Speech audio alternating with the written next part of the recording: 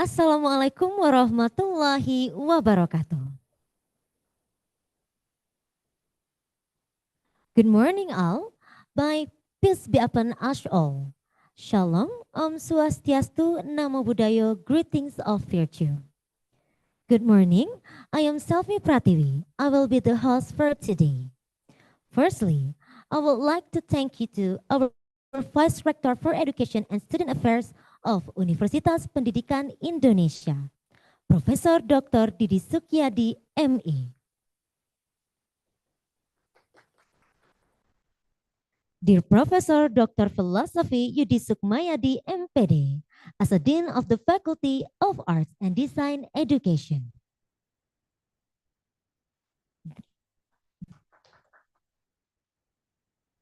This event will be opened by singing Indonesian national anthem called Indonesia Raya. Audience may stand up.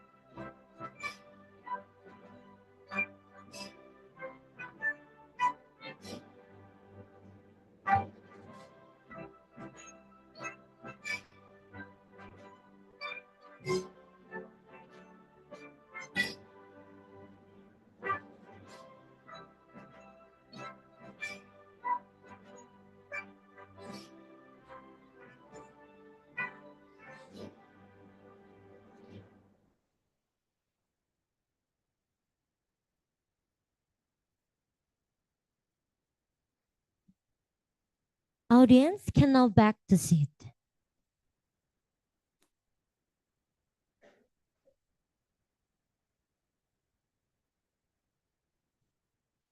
Entering the next agenda, the recitation of the prayer. To Mr. M. Ramdan Mubarak, SPD, please lead the prayer for us. You may come to the podium.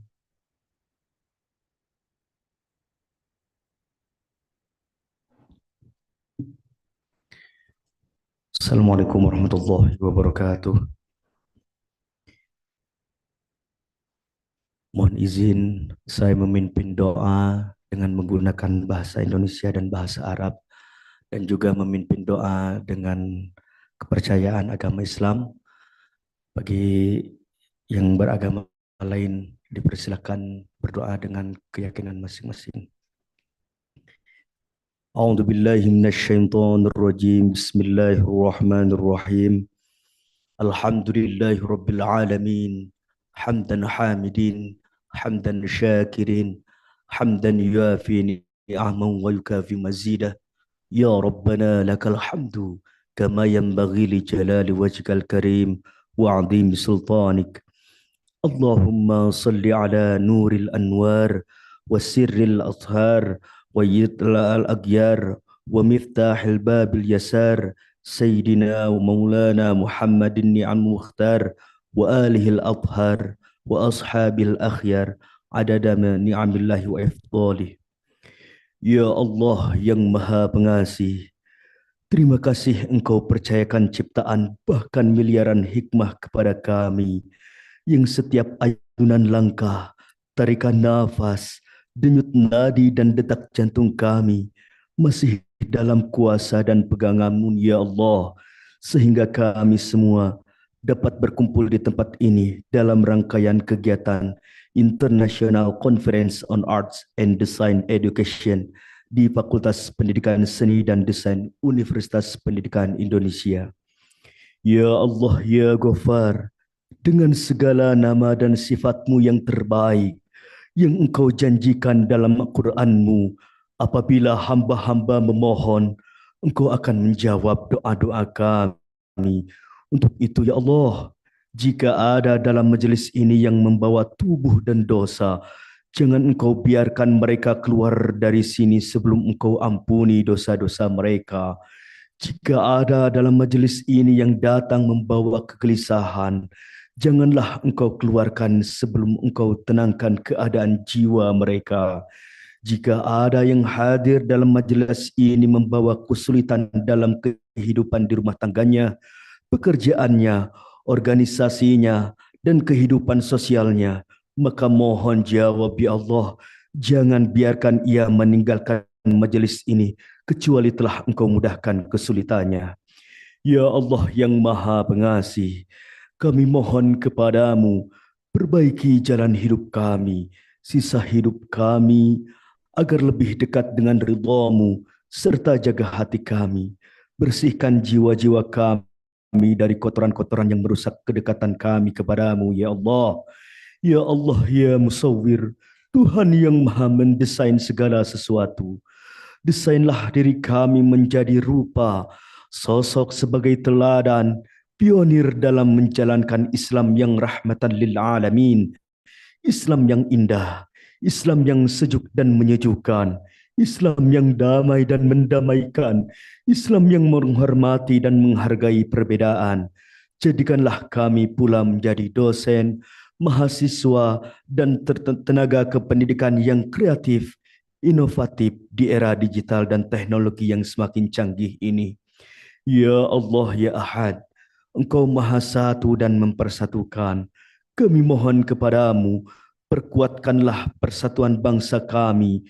Jangan Engkau biarkan ada perpecahan di antara kami.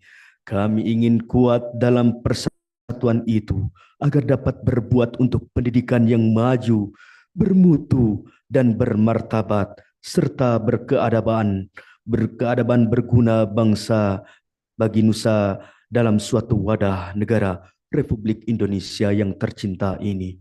Rabbana zalamna anfusana wa illam taghfir lana wa tarhamna lanakunanna minal khasirin wa tub alaina innaka antat tawwabur rahim.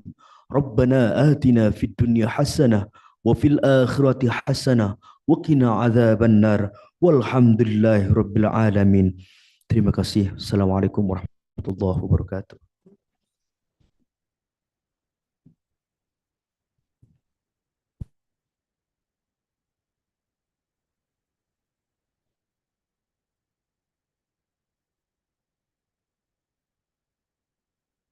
Thank you, Mr. M. Ramdan Mubarak, SPD. May the prayer will be answered by God the Almighty, Allah Subhanahu wa Ta'ala. Ladies and gentlemen, let's continue to opening remarks session. The first opening remarks will be delivered by head of the organizing committee of Icade, Mrs. Zakia Pawitan, SDS, MDS.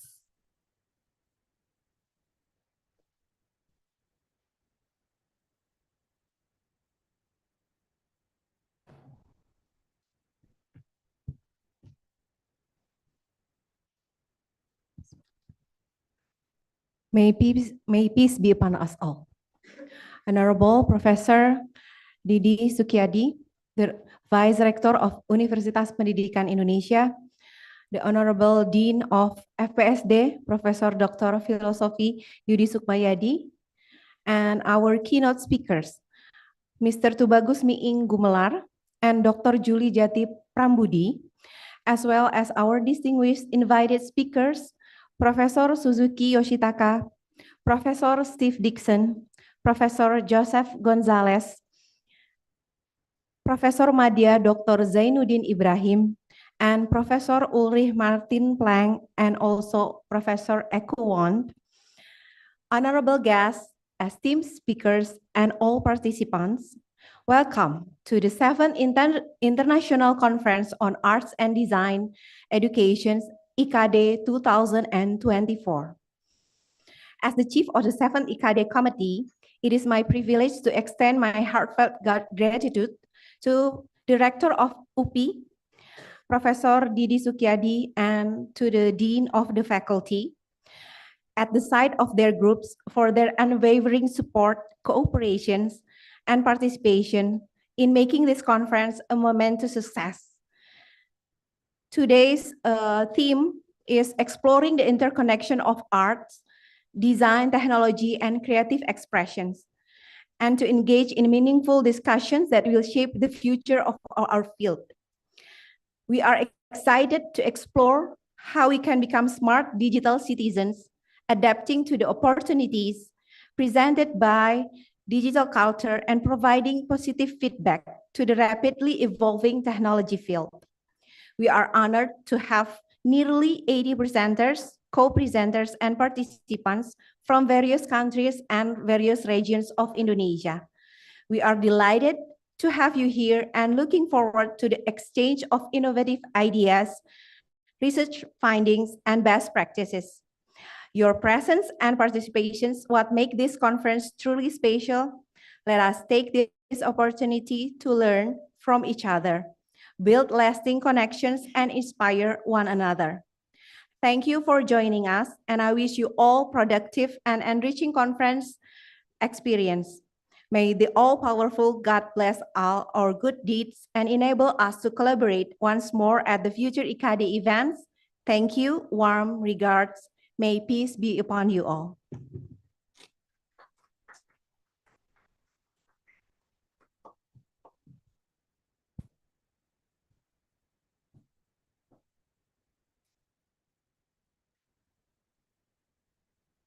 Thank you, Mrs. Zakia, for the information and acknowledge which have been given us. Let's go on the next opening speech to our dear Professor Dr. Philosophy Yudi Sukmayadi, MPD, as the Dean of the Faculty of Arts and Design Education. The place is yours.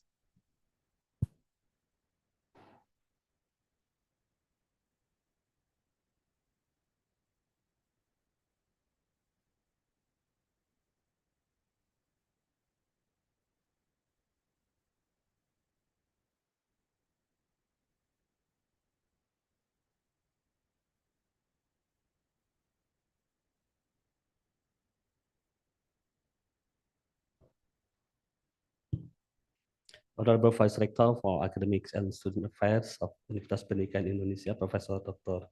Didi Sukyadi, Honorable keynote and invited speakers, Dr. Julie Jati Prambudi from the Universitas Negeri Surabaya, Mr. Tubagus Miing Gumelar is the founder of member of the legendary Indonesian comedy, is also an actor, Professor Steve Dixon, President of Lasalle University of the Arts Singapore, Professor Ekwand from Braunschweig University of Arts, Germany, and from Yayasan Pendidikan dan Kebudayaan Saraswati Mayanala, Profesor Madya Dr.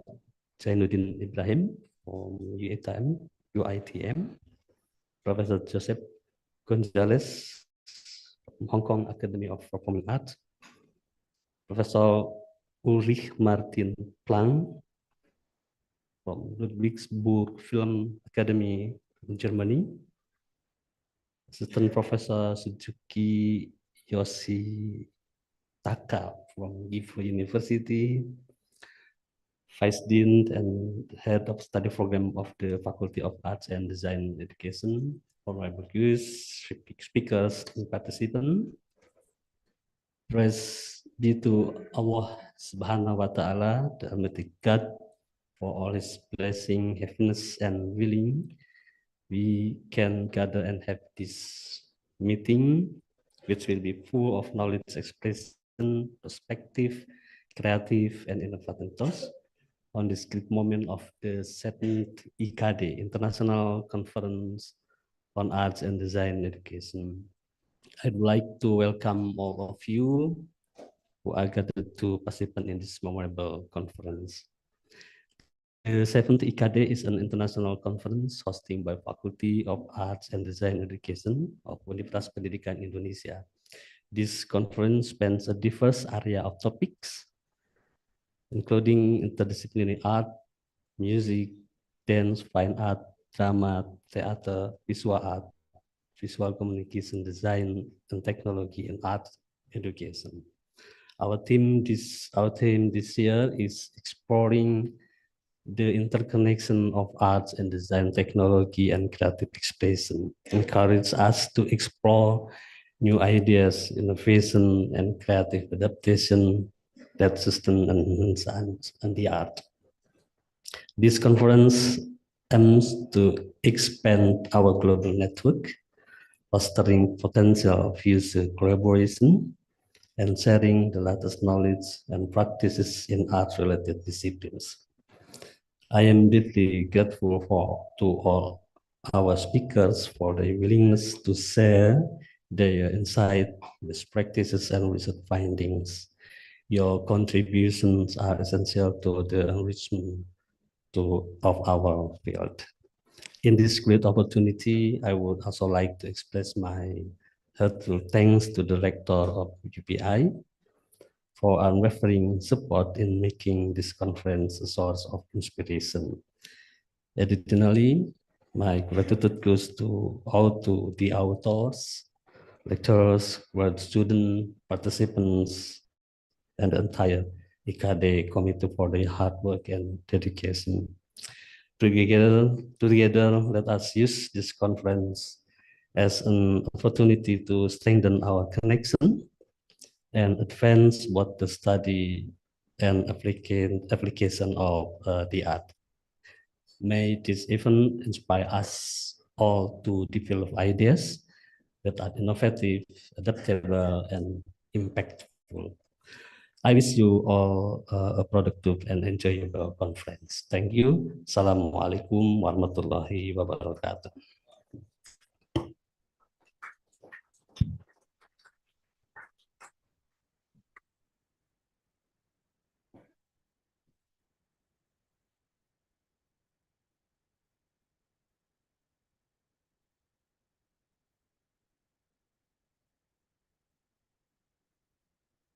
Thank you.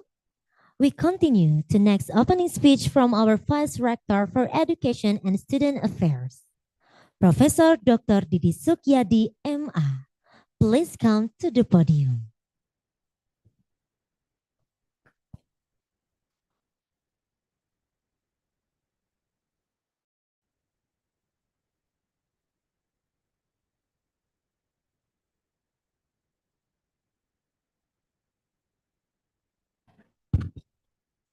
Bismillahirrahmanirrahim. Assalamualaikum warahmatullahi wabarakatuh. Innal hamdalillah wassalatu wassalamu ala Rasulillah wa ala alihi wa sahbihi wa mawala. Rabbi shrah li sadri wa yassir li amri wa hlul 'uqdatam min lisani yafqahu qawli. Asyhadu an la ilaha illallah wa asyhadu anna Muhammadar Rasulullah. Allahumma shalli ala sayidina Muhammad wa ala alihi wa sahbihi wa salim. Amma ba'du. A very good morning to all of you. First of all, I would like to express my sincere gratitude and appreciation to all speakers coming to this event. Firstly, I would like to express my appreciation to Professor Steve Dixon, the President of University of the Arts Singapore. Can you please stand up, sir?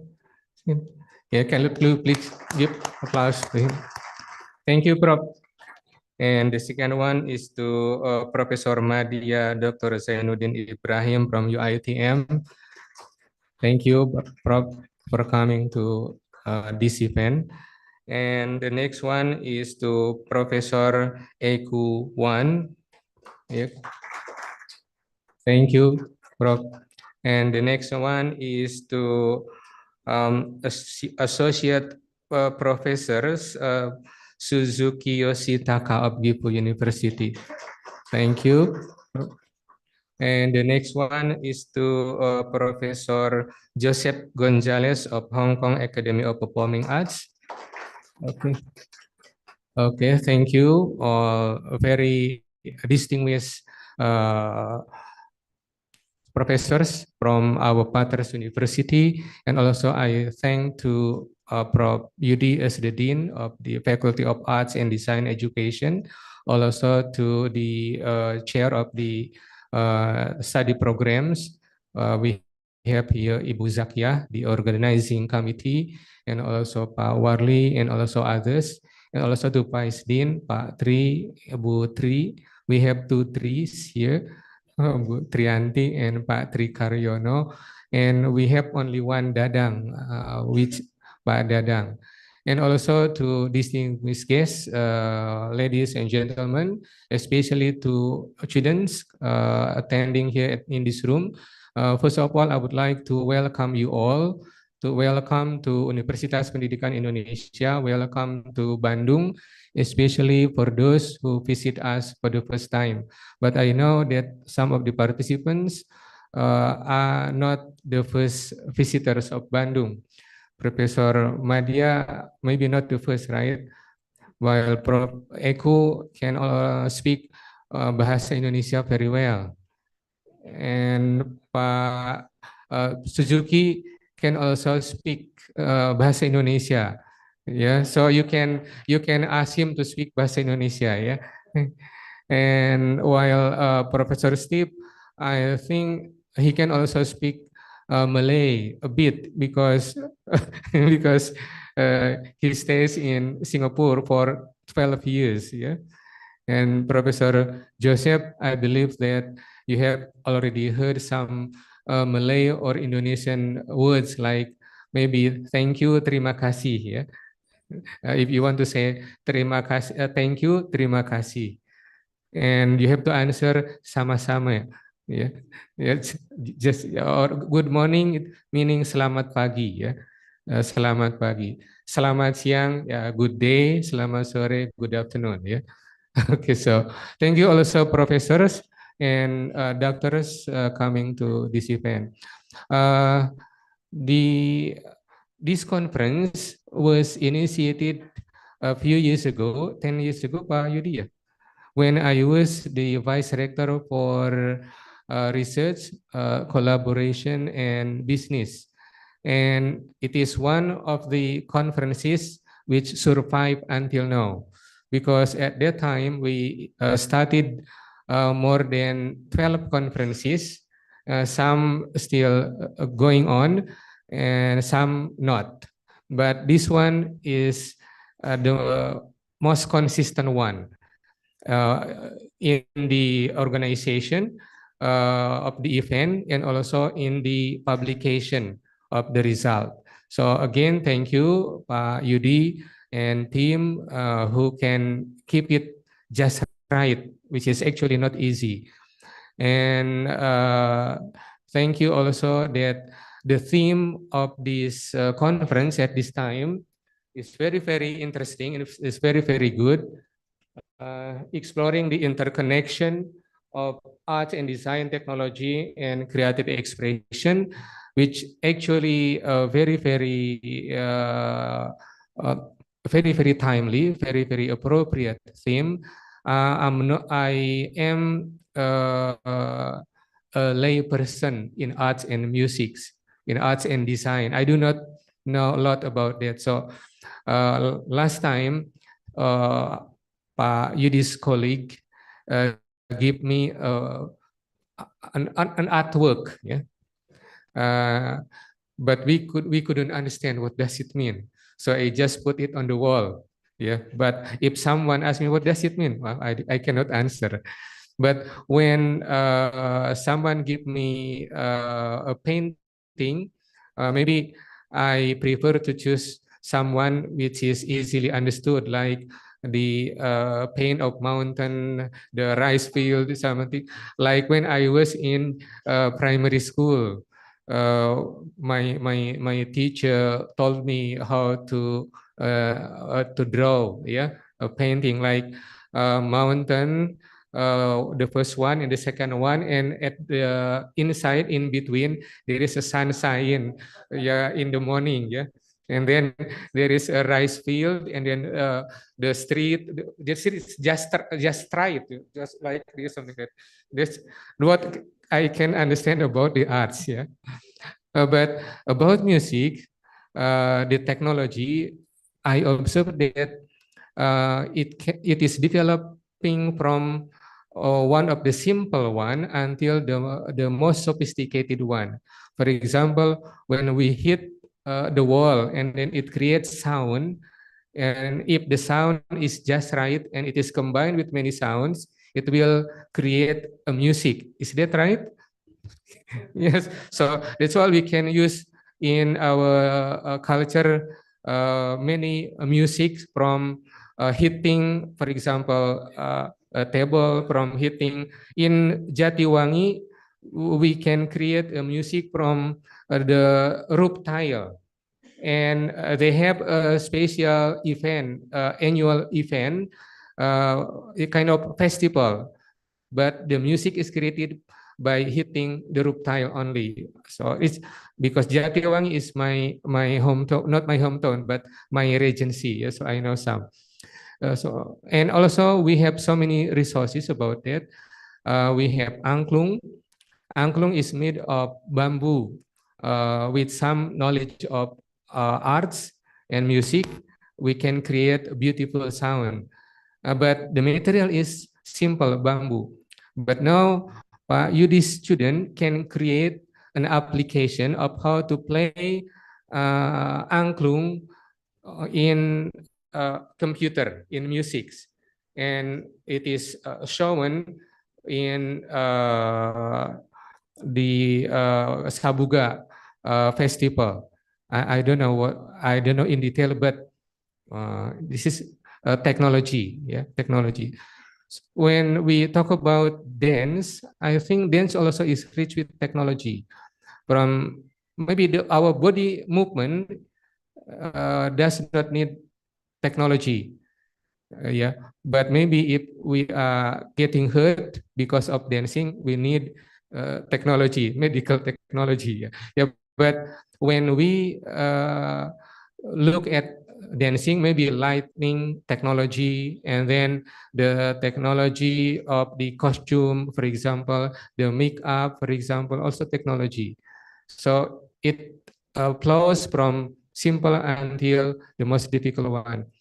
But I observe by myself that now the technology is in our hand, in our cell phone. We can use, for example, emoji. It is a kind of our creative expression, and then it is in our in our cell phone, and also our avatar face. Yeah, so avatar face use technology, but the face that we create is our arts, our creative expression of arts. So I don't know what I'm saying, may be wrong, but I observe that kind of phenomena. So we have one technology, we have one is the creative expression. So it is very interesting. So again, I want to especially thank Professor Suzuki for using angklung in your project in your university. So hopefully the project uh, can last maybe forever, yeah, maybe, yeah, and may result in a certain good result, whether in terms of the impact or in terms of the paper, like knowledge. Because for me, it is interesting that we have children with disabilities, and we want to decrease their burden. We want to help them to become better in life by using music.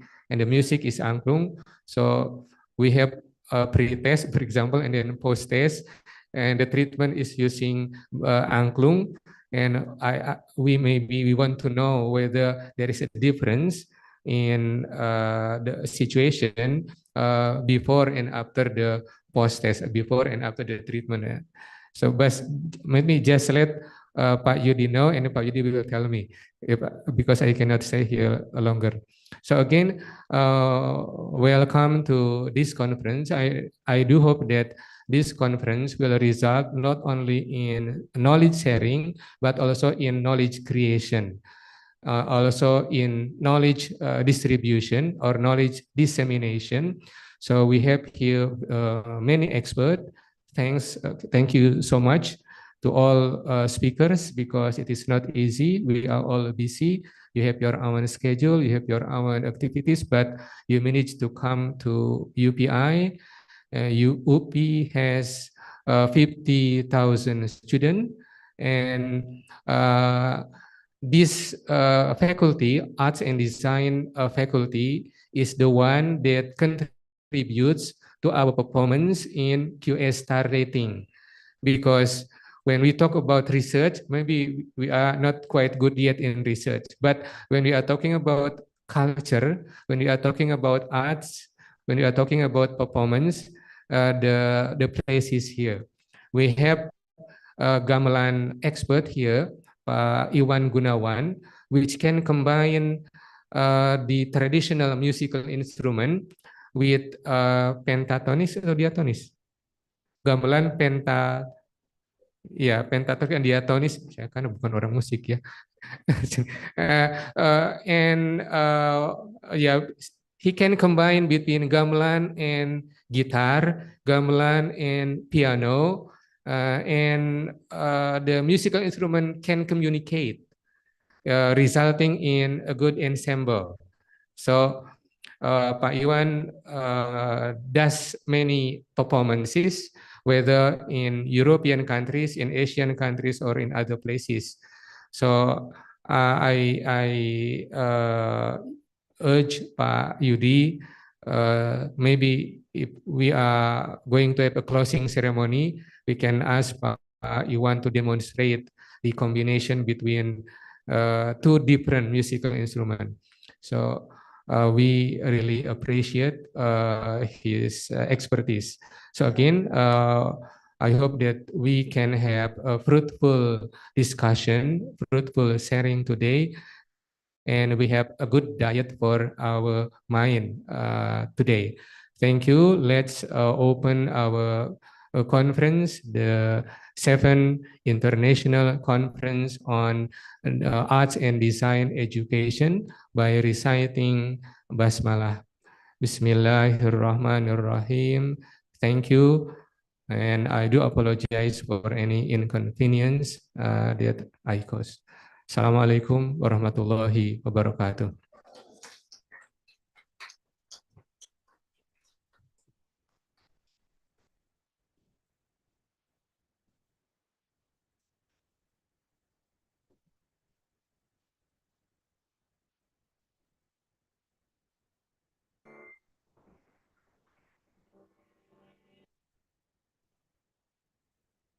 Thank you, Professor Dr. Didi Sukyadi, MA. Thank you for the remake and for opening of the seminar. We continue our agenda to the most interesting part of every opening, the dance performance. Gerbe 4.0 is a dance choreographed by Yana Endrayanto, MPD, and music by Henry Johan Jauhari, MPD. Let's go to the podium.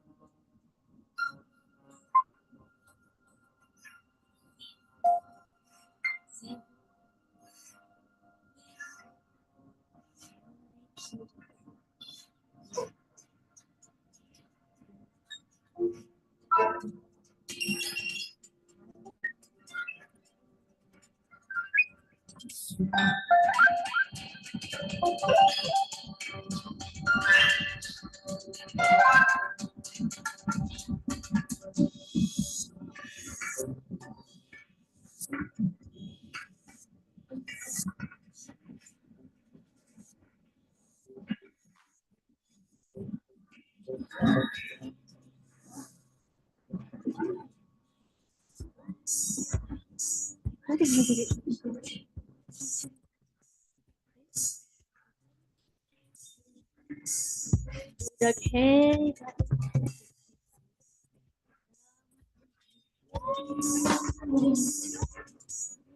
Mudah.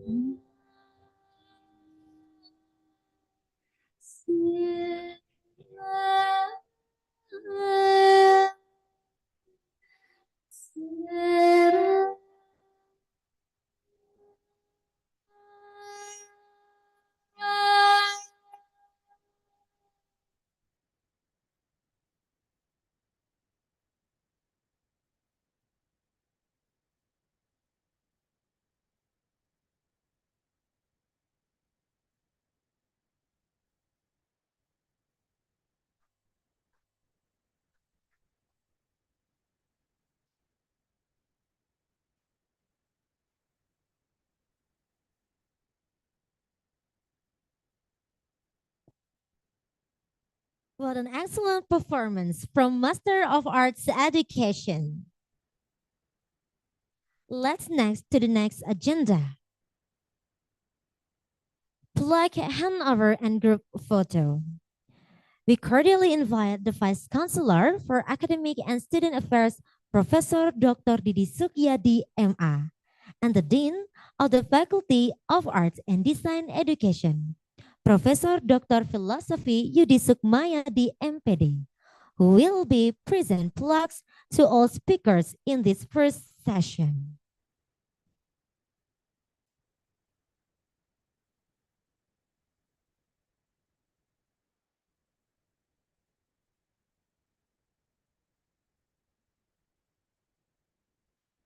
With an honor, we invite Professor Steve Dixon, Professor Joseph Gonzalez, Professor Madya Dr. Zainuddin Ibrahim. and Professor Eku Wand.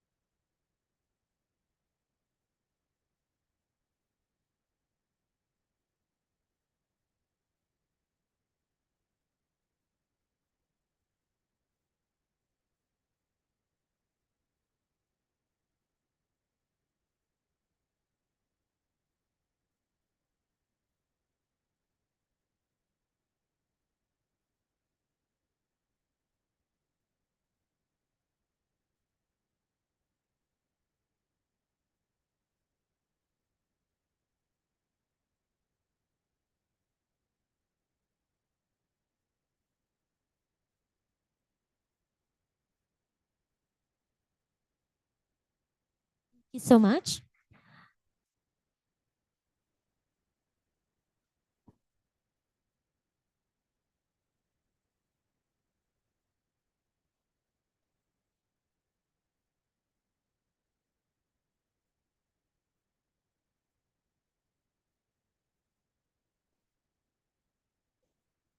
Thank you so much for all speakers.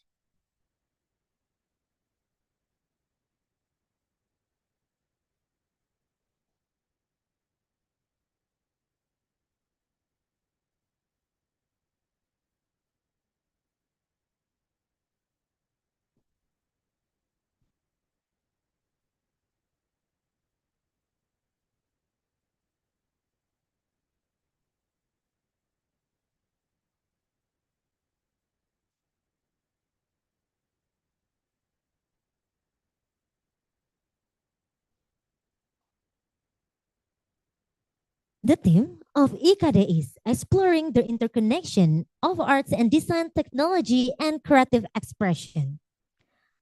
Next, let's directly enter the core event, which is the presentation of the material by the keynote speakers, as well as the panelists, which is also closed by discussion, and there's also will be question and answer session. The panelist session will be guided directly by Mr. Fidi Sukmayadi, PhD. Mr. Fidi Sukmayadi holds a PhD in Media Studies from University Technology Mara, Malaysia. So please welcome Mr. Fidi Sukmayadi, PhD.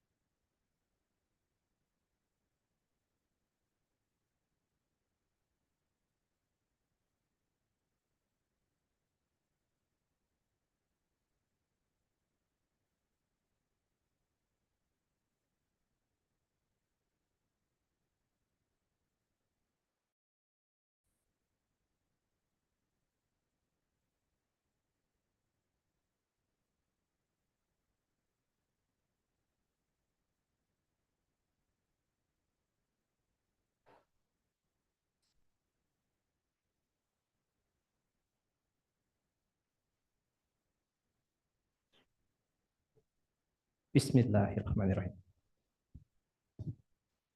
Bismillahirrahmanirrahim. Assalamualaikum warahmatullahi wabarakatuh. Sampurasun. Good morning, ladies and gentlemen. First and foremost, I'd like to extend my gratitude to the Dean of FPSD, to the Vice Deans, to the faculty members, lecturers, and also the committee for organizing this conference. So thank you so much. And then I'd like also to extend my warm welcome to our distinguished guests, keynote speakers, and our esteemed invited speakers, and to all of you, our conference participants. Welcome to Bandung and welcome to the 7th International Conference of Arts and Design Education. I'm Firi Sukmayadi, and I'll be your moderator for today's insightful sessions. Ladies and gentlemen, I remember a famous fashion designer once said, Versace, creativity comes from conflicting ideas. And I believe that this is the right channel. This conference is where your conflicting ideas, in a positive way, will be converted into a new enrichment of knowledge, inshallah. So why? Because our theme this year is very in line with the build-up of creativity. Our theme this year is exploring the interconnection of arts, design, technology, and creative expressions. And also, we will have an exciting lineup of speakers who will share their expertise, experience, insights on this fascinating intersection of disciplines. So ladies and gentlemen, thank you for joining us, and let's make this conference a truly memorable and enriching experience. Let's begin our journey through the world of arts in ICADE or Icade 2024. Let's have a big applause to all of us today.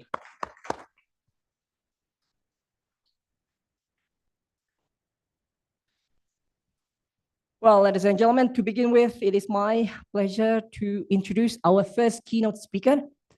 His name is Associate Professor Dr. Yuli Jati Prambudi. He is a distinguished associate professor at Universitas Negeri Surabaya. He holds a PhD in Fine Arts from ITB, and Dr. Jati Prambudi has also served as visiting lecturer at various prestigious national and international institutions. He has contributed to numerous media outlets and authored several influential books. Currently, he is a board member of the Expert Council of the Indonesian Art Educators Associations, or APSI. Now, ladies and gentlemen, Associate Professor Dr. Jati Prambudi will be presenting his keynote speech via a pre-recorded video on the topic arts education, culture, and post-human condition, a multidisciplinary perspective. Therefore, I'd like to invite and I'd like to ask my fellow committee, Mr. Yana, to play the pre-recorded video of Dr. Jati Prambudi. Ladies and gentlemen, please welcome Associate Professor Dr. Jati Prambudi.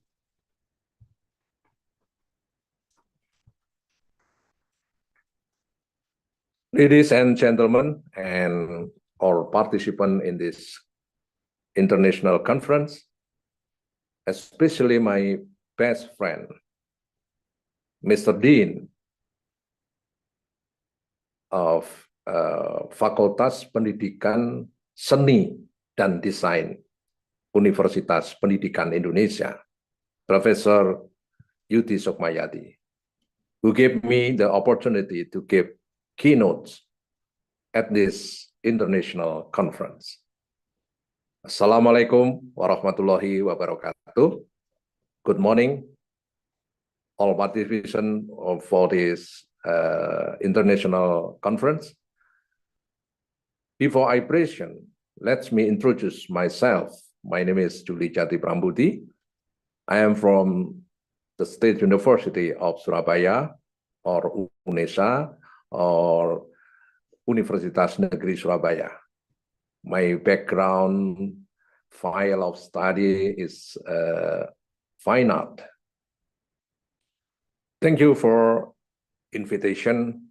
I must apologize because I was unable to attend UPI. However, I tried to send my presentation titled Art Education and Culture in Post-Human Condition. Okay, I will open my presentation.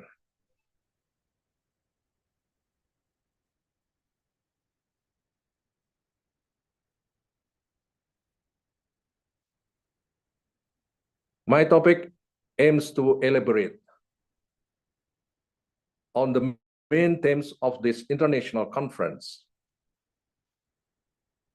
namely art interconnection, describe how digital technologies connect different forms of art and culture through new platform and media. The topic of this international conference is very, very interesting. This related to key issues in cybernetic culture and its impact on contemporary culture change. I will speak based on the abstract that I have written and which you can read in this presentation.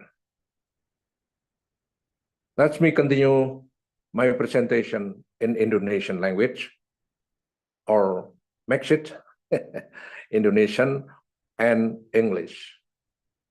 Considering that many of those attending this conference were Indonesian citizen.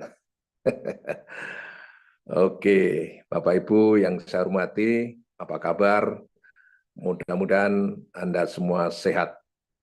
Mohon maaf saya tidak bisa hadir. Baik, untuk menghemat waktu, saya langsung ingin memaparkan kerangka keynote speaker saya dalam rangka international seminar yang sedang kita ikuti secara bersama ini. Ada dua arah menurut saya berdasarkan topik yang telah ditentukan oleh panitia. Dan ini tentu sangat menarik. Yang pertama adalah hal yang terkait dengan disrupsi teknologi yang membentuk budaya baru. Dan sebagai contoh kita bisa melihat budaya media yang sekarang ini sedang menyeruak masif di dalam kehidupan kita sehari-hari. Budaya komunikasi juga sedemikian rupa, dan budaya virtual atau virtualitas, budaya belajar, dan kreasi seni, dan sebagainya. Tentu ini fenomena yang sangat menarik untuk kita bicarakan, kita cermati, dan kita selidiki dampak dalam berbagai perubahan kebudayaan, seni, dan pendidikan tentu. Teknologi digital juga membuka tantangan dan peluang baru bagi seni, pendidikan seni, dan budaya secara luas dalam konteks budaya kontemporer atau contemporary culture. Nah, Bapak Ibu yang saya hormati, mari kita melihat sebuah gejala yang saya tuliskan di dalam abstrak, di mana di situ kita harus menyadari bahwa kita memasuki abad ke-21, 21st century. Bahwa di abad 21, ya, kita melihat suatu kenyataan yang memperlihatkan berbagai perubahan dalam berbagai kasus Ya, dan itu bisa kita lihat dari berbagai fenomena tentang berubahnya kategori, otoritas, kemudian realitas itu sendiri, dan berbagai teori-teori yang telah kita kenal secara bersama dan menjadi sebuah kebenaran yang seolah-olah tunggal, atau yang disebut dengan ortodoksi, tiba-tiba berubah menjadi atau menuju kepada kebenaran yang bersifat heterodoksi. Kondisi ini tentu kita bisa memahami akan berdampak pada suatu gejala yang kemudian seperti diorkestrasi, misalkan dengan banyaknya bermunculan istilah-istilah, misalkan post ideology, post industri, post western, post tradition, post modern, post digital, dan post human. Gejala-gejala ini Bapak Ibu semua tentu menarik untuk kita bicarakan karena mau tidak mau hal ini akan menggejala juga di dalam kehidupan kita sendiri, dalam profesi kita sebagai seorang pengajar di perguruan tinggi atau teman-teman mahasiswa yang sedang menggunakan berbagai platform, berbagai media yang benar-benar membantu di dalam aktivitas perkuliahan maupun berkesenian, dan tentu ke depan adalah dalam konteks pendidikan seni. Semua perubahan itu menantang untuk kita cermati dan sekaligus kita mengidentifikasi dampak-dampaknya. Bapak Ibu yang saya hormati, kita melihat satu disrupsi yang luar biasa, di mana disrupsi itu bisa kita identifikasi sebagai perubahan yang radikal, yang luar biasa, dan seringkali terasa sangat mendadak. Dan itu semua tentu diakibatkan oleh satu fenomena munculnya media-media yang berbasis internet, digitalitas, dan virtualitas. Kita melihat dampak dari disrupsi itu ada banyak persoalan yang sebenarnya kita hadapi bersama, yaitu soal relevansi lulusan pendidikan di dunia kerja makin hari makin dipertanyakan. Karena otoritas tidak lagi ada di dalam lembaga-lembaga formal, bahkan tingkat kesarjanaan pun tidak lagi menjadi ukuran-ukuran di dalam berbagai bidang pekerjaan. Nah, sehingga di sini banyak profesi terguncang oleh perubahan-perubahan itu, dan itu semua bermuara dari adanya perubahan teknologi di dalam internet. Demikian juga secara kelembagaan, perguruan tinggi mengalami masa gelap, masa ketidakmenentuan, uncertainty. University are entering a dark area, jadi masa gelap, memasuki masa gelap. Dan yang berikutnya, semua atau hampir semua keterampilan teknis sekarang ini digantikan oleh komputer. Problemnya ketika semua keterampilan teknis sudah beralih kepada komputer, lantas bagaimana peran kita sebagai manusia? Apalagi nanti ke depan, dan bahkan mulai sekarang, sudah peran manusia digantikan oleh peran-peran figur setengah manusia, atau bahkan nirmanusia yang disebut dengan post-human. Kemudian yang berikutnya, disruption mengakibatkan human mobility is driven by big data. Dan ini mengakibatkan the death of expertise. Jadi mobilitas manusia itu didorong oleh big data. Karena kita bisa mengakses apapun, ragam informasi dengan volume berapapun, kita bisa mengkonsumsi.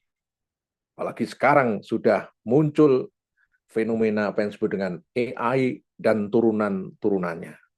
Jadi kita secara mental harus siap-siap menghadapi ini semua.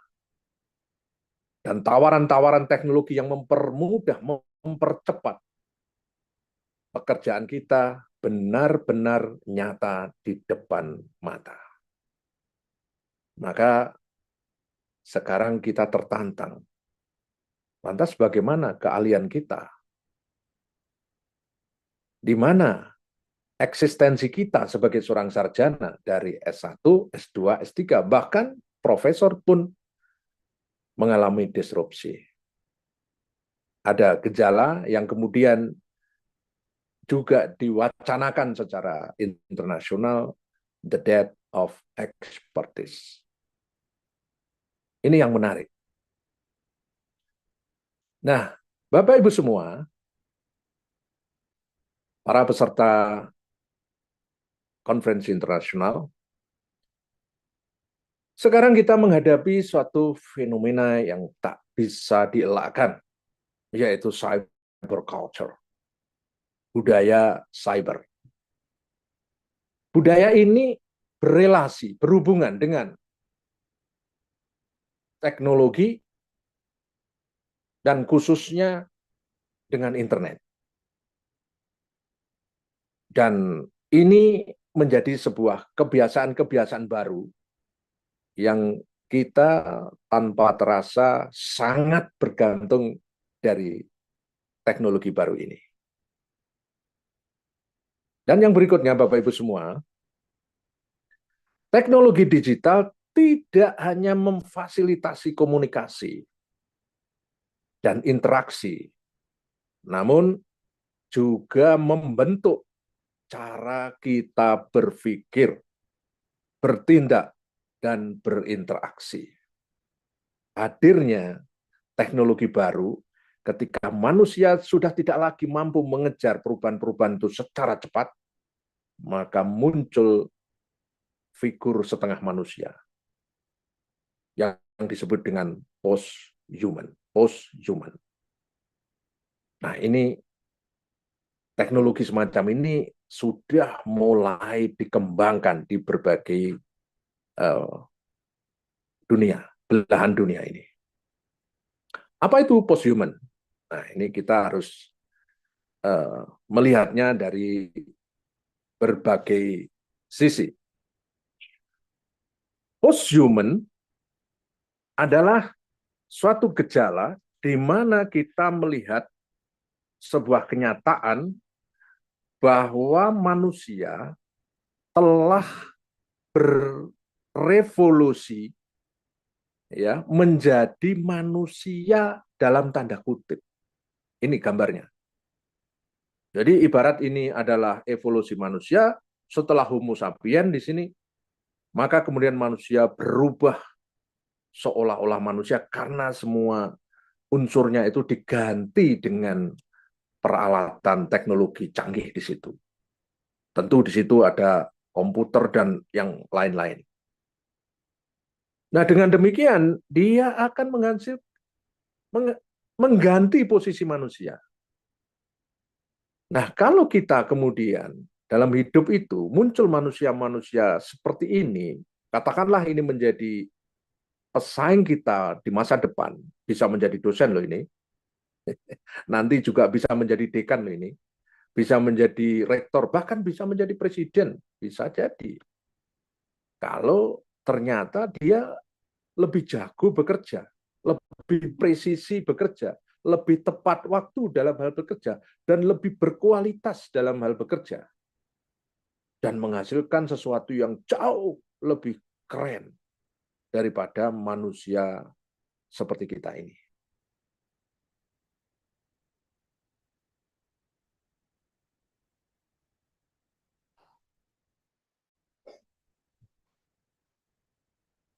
So ladies and gentlemen, thank you for Associate Professor Dr. Jati Prambudi for that informative presentation. For those who doesn't understand Bahasa Indonesia, in essence, Professor Jati Prambudi said that we cannot hold back technology and information. We should embrace it to unleash our creativity, but by still maintaining integrity as academics. So once again, thank you very much to Associate Professor Dr. Jati Prambudi. Please give a big applause for Dr. Jati Prambudi.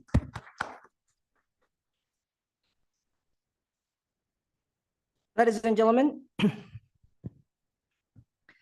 moving on to the main event of today. The first main event will be the panel discussions with our invited speakers. For this session, for your information, this session, the morning session will have 3 panel speakers, and the afternoon session will have 3 other speakers and 1 keynote speakers.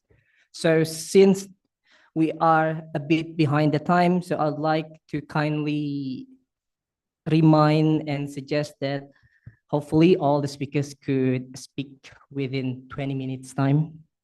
And then at the end of the session, we will have a Q&A, a short Q&A, hopefully. But we'll see. We'll see. And I'll invite one by one first, so to the stage. And then at the end, at the Q&A, I will invite every one of the speakers. So 3 speakers will be invited at the end of the Q&A. Right, so ladies and gentlemen, for the first invited speaker, I would like to read his short bio. Professor Suzuki Yoshitaka is an esteemed scholar at the Faculty of Education, Gifu University, with a background in special needs educations. He holds a bachelor degree from Gifu University and advanced degree from the University of Tsukuba.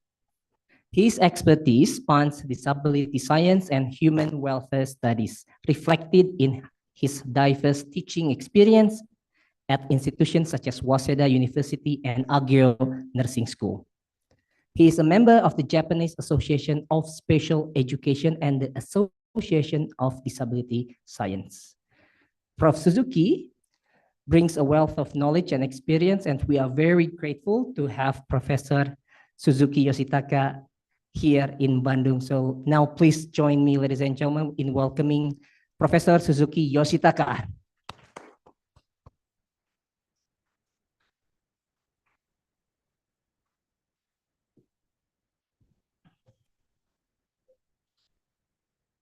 Selamat pagi, Yoshitaka Sensei. Selamat pagi. Yes, you may start, and you have 20 minutes, sir. Okay. Show my PowerPoint. Mr. Yana, thank you. Selamat pagi, apa kabar? Baik. Nama saya Toyota. No. Nama saya Honda. No, nama saya Suzuki. Just kidding. First, I would like to say thank you for giving me the opportunity to presentation today, hari ini. And thank you so much, Professor Saprudin Sensei, for finding me. Of course, I would like to say thank you for all. This is my first oral presentation in international conference. So I'm so nervous. It's okay. So I may not be able to do it well, but I will do my best. Okay. The topic of my presentation is an innovative approach in teaching uncloned orchestral music for children with special needs. Before my presentation, my background, my specialty is the education of children with hard of hearing and deaf. I usually use sign languages, and I also research Japanese sign language like that. Okay, so let's start my point. Next, please. Next, please.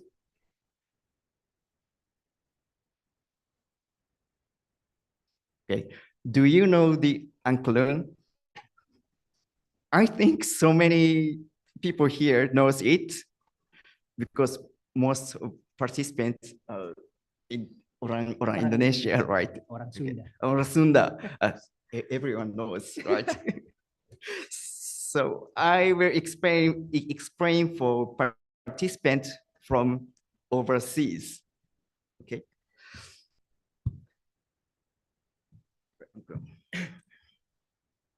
This is angklung. Please listen the sound.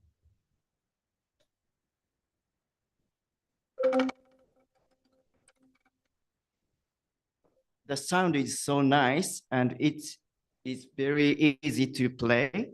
So everyone can play angklung, right?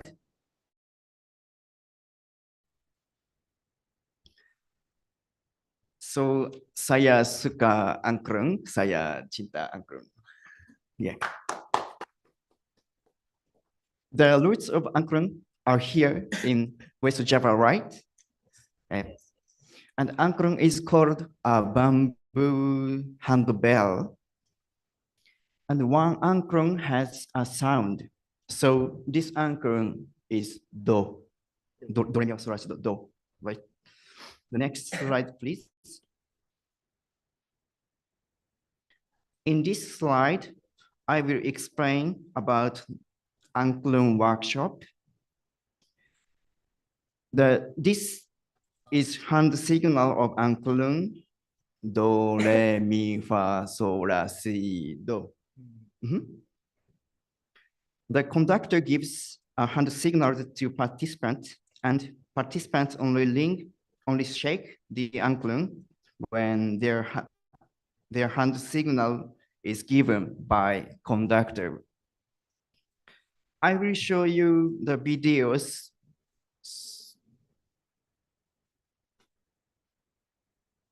Mr. Yana, can we show the videos?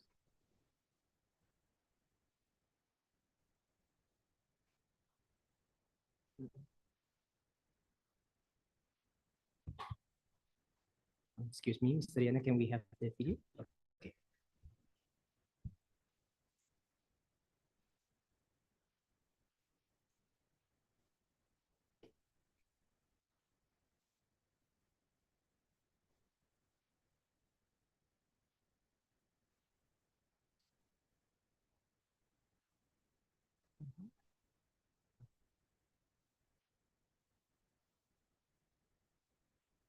No. No.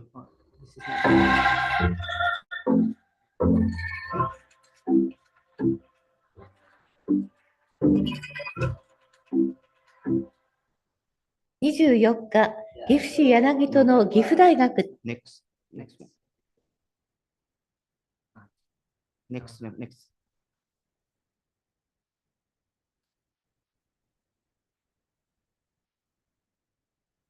Yes, this one. Sound? No sound?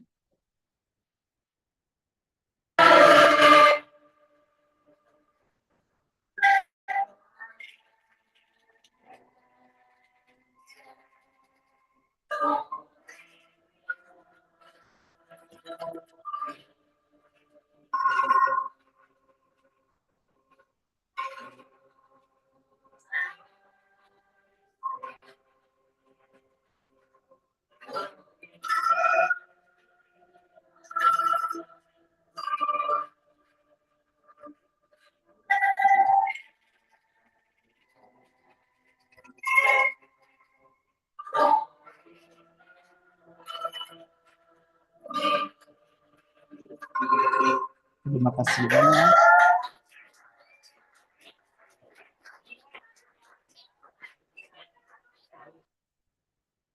This movie is activity saya in Japan. Yeah. No. Just a workshop. Yeah, yes, general student.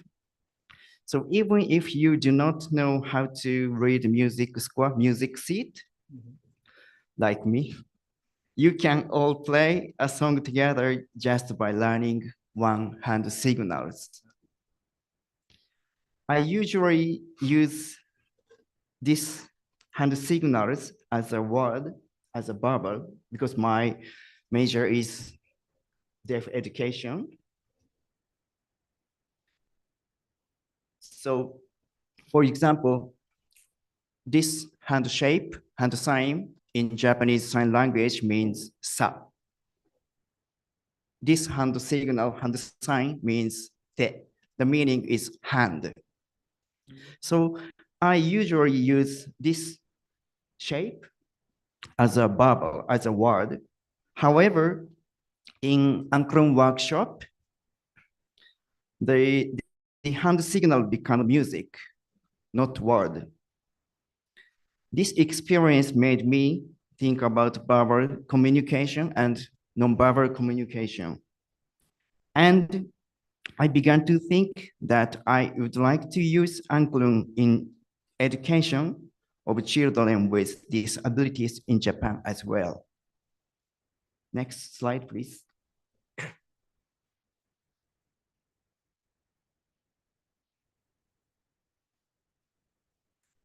Terima kasih. This PowerPoint is about my thought on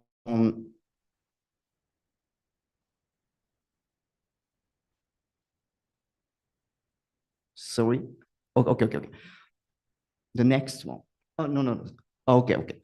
My start point with Anklen, I knew about Anklen for the first time in 2019. I participate in Anklen workshop at Ujo. I was very impressed by how easily we could all play the Anklen together just by the conductor using hand signals for us. And I began to think that I would like to use Anklen in the education of children with disability in Japan as well. Next.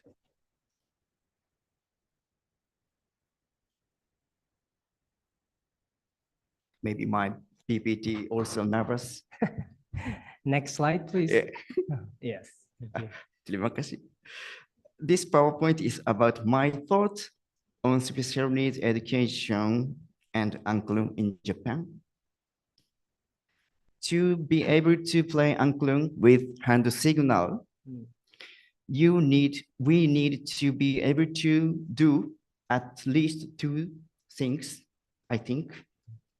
The first, you need to be able to memorize your own hand signal. The second, you need to be able to recognize it as your own when the conductor gives you your hand signals. So for example, my signal is this, and the conductor shows hand sign. Oh, this is my sign. So I shake Anklen. For example, the conductor shows this hand sign. Tapi, my hand sign is here. So I do not shake, I stop, like that. And third point, in Japan, very few people know the Anklen hand signals. So we started to thinking about that. Next slide, please.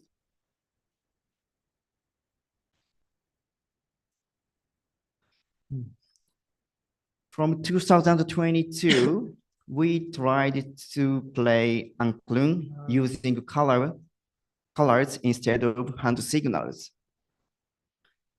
Colors are displayed on the monitor. When you see your color, you play the Anklen. In this way, you didn't have to memorize the hand signals. But some students wanted to know which color was coming to next. They cannot expect the next color is. So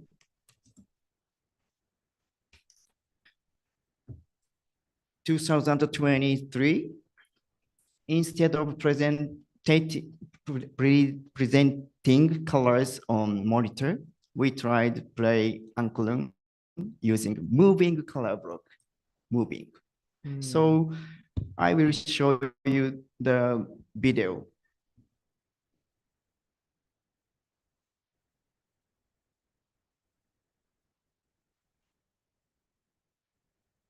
The video is the last year program saya. No, next.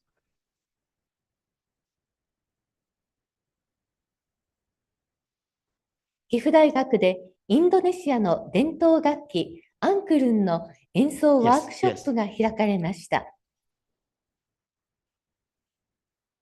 Moving color blocks.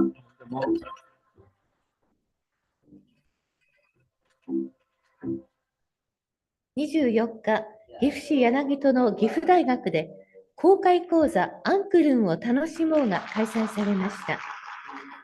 これは多様性に触れ、特別支援教育への考えるきっかけにしてもらおうと、岐阜大学教育学部が主催したものです。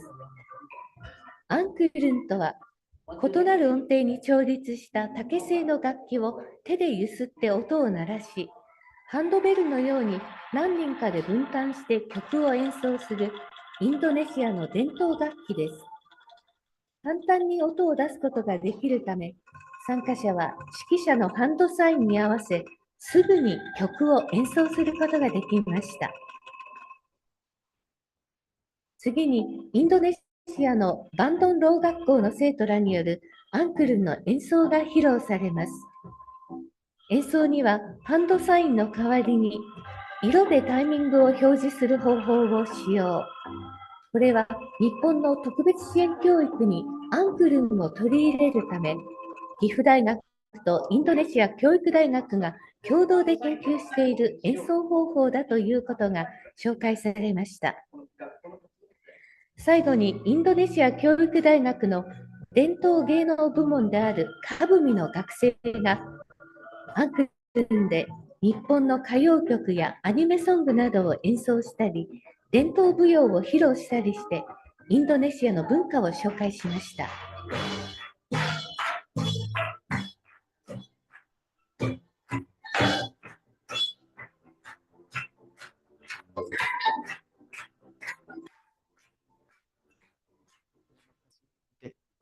3 minutes left. 3 minutes left, so speak faster. Okay. So it's very easy, as all you have to do is play the Anklung along with the moving color blocks. Next slide, please. This slide is a record of our activities in 2022. We are very grateful that Ambassador Harry, the Indonesian Embassy in Japan, support our activities, and our activities are being reported in the media in Japan and Indonesia, also NHK World Japan. Next, please.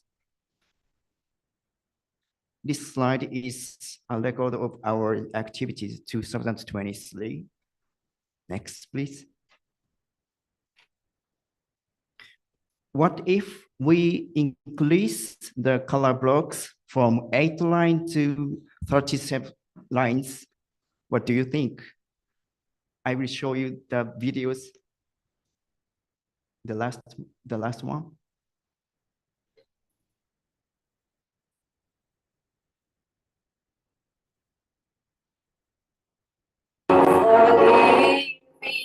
Into me.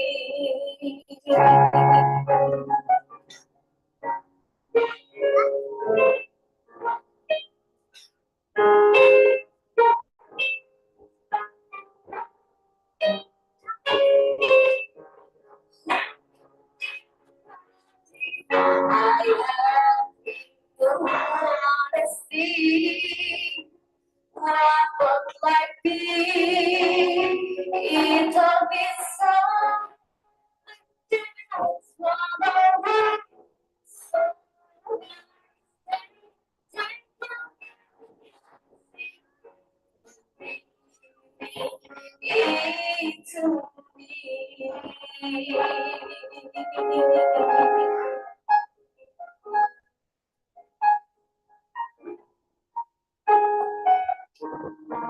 kasih musik,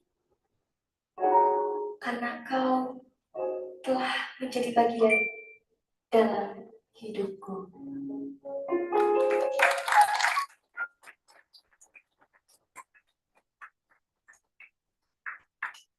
The student play Angklung by watching a moving color block in front of students.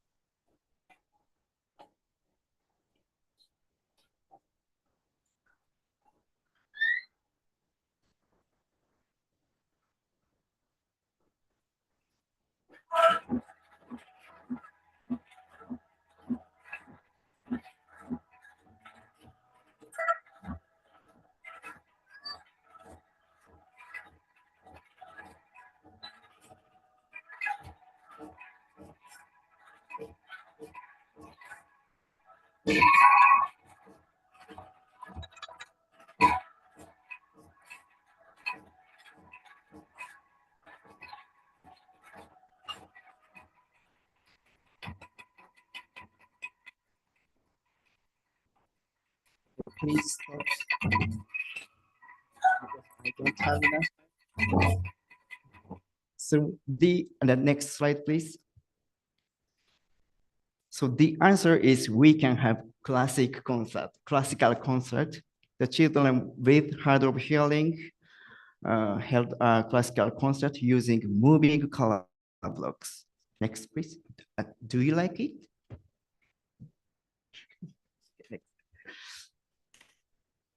Next, please. Because I don't have enough time. Next, please. This picture is rehearsal. Next, please. Okay, next, please. Next, please.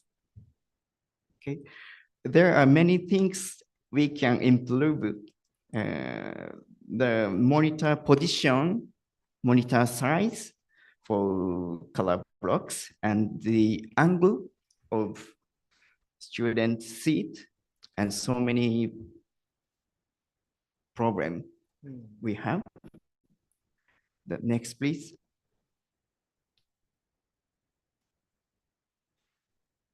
This is Jakarta newspaper for Japanese people living in Indonesia.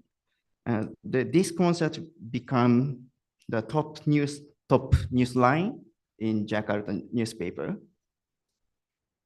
Oh, sorry. Next. Okay.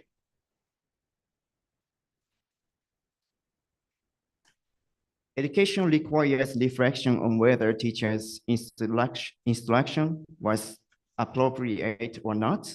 So we conducted survey of using moving color blocks for children, but I don't have time to report hari ini. So now I'm writing articles, so I will show you, share you later. Okay, next please. The next is last slide. Maaf.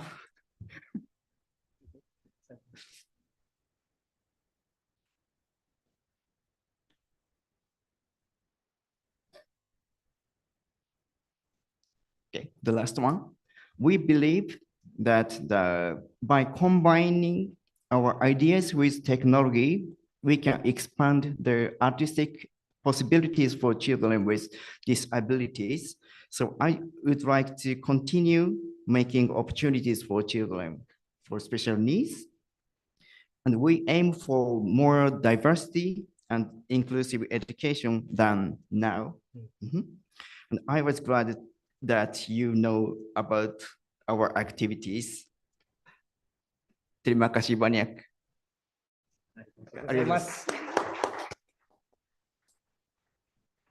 Domo arigatou gozaimasu, Sensei. Ladies and gentlemen, so we have heard from our speakers, Professor Suzuki Yoshitaka. It was amazing for me as Indonesian to see a Japanese figure, promoting angklung and innovating angklung into it's more like a Guitar Hero like, right? So with the blocking, moving blocks, I think Professor Zainuddin could create a media using that later on. So it's so proud. So once again, thank you very much. And he deserves a warm, big applause one more time. Terima kasih banyak.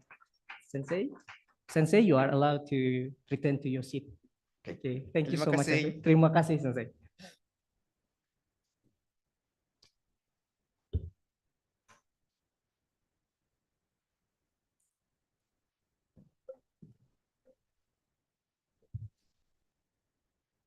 Ladies and gentlemen, our next panelist is, let me introduce and let me read his achievements and his short bio. Professor Steve Dixon is a distinguished figure in the fields of digital performance and creative arts education. As the current president of LaSalle College of the Arts, University of the Arts, Singapore, he brings a wealth of experience from his roles as Pro-Vice Chancellor at Brunel University and various leadership positions in academia. From 1978, ladies and gentlemen, to current present era, he has been recognized as a producer, director in the fields of film, television, digital media, opera, and theater. His groundbreaking work in digital performance, including his award-winning book, Digital Performance, A History of a New Media in Theater, Dance, Performance Art, and Installation. His expertise is sought after globally as evidenced by his numerous keynote speeches, research collaboration, and creative projects across Europe, Asia, and the Americas. So it is my deepest privilege to invite Prof. Dixon to the stage. Ladies and gentlemen, Prof. Steve Dixon.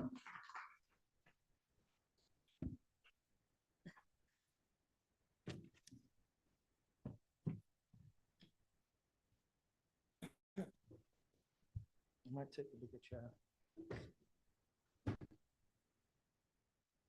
Thank you so much. It's wonderful to be here. I'm delighted. I'll stop touching that.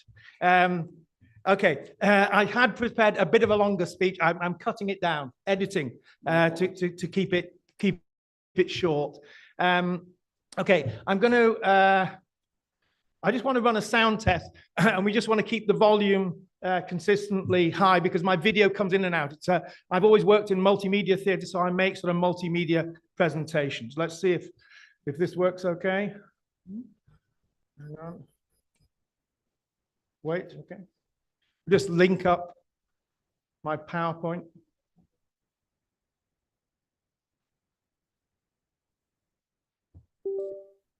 Whilst we're linking that, I'll just sort of introduce what I'm going to do.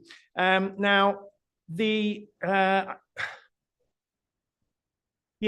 going to concentrate on work for a physical stage. So my work is in the field of digital performance, i.e., and I kind of said what that is any performance theatre work, dance work, installation work that involves the performing body, performers, but has a kind of large rather than secondary digital input. So it may be projections on screens, it may be interactive sensors that the performers are using and so on, but in the realms of digital technology. Okay, I'll see if this works. Okay, sound. Louder.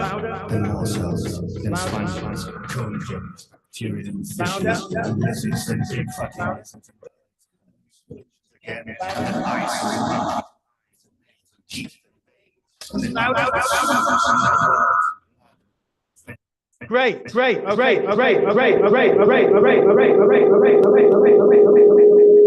Okay, so that was the volume I wanted.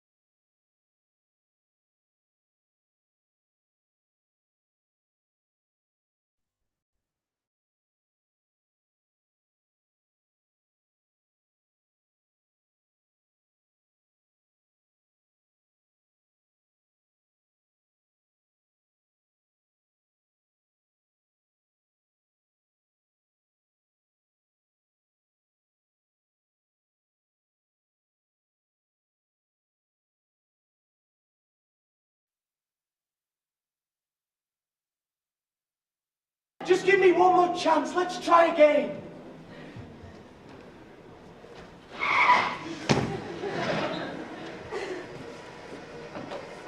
Hello. Hello. What's your name? I've noticed you while I've been crossing.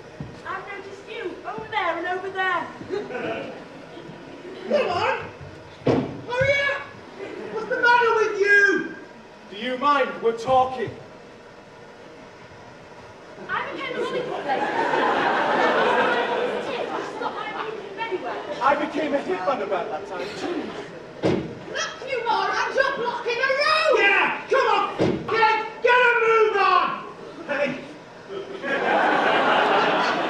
Sorry, I apologise. Yeah, no, take your time. No problem. Yeah, look, I have every respect for you. And the lollipop lady profession. It's a hard job, isn't it? Make me my lollipop socks. Try this.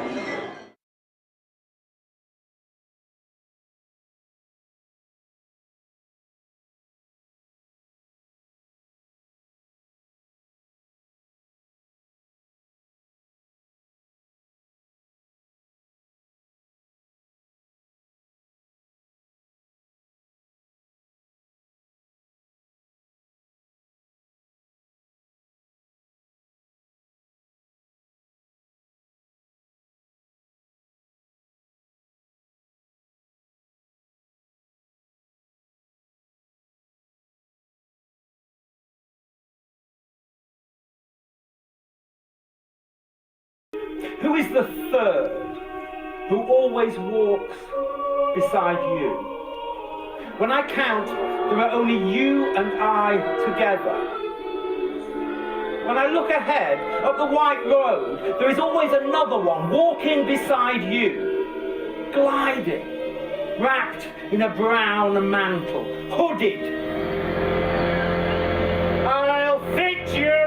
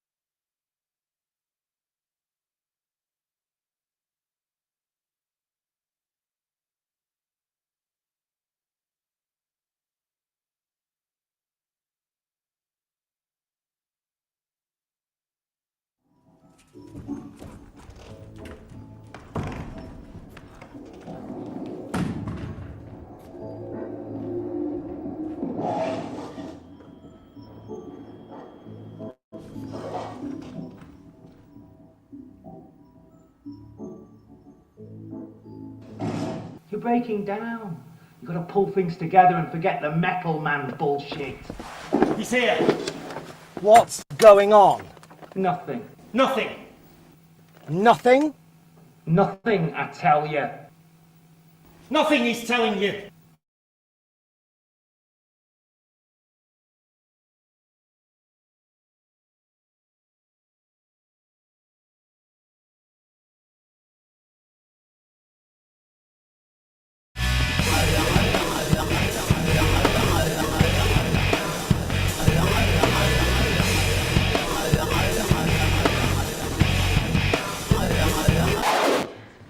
What's hell really like?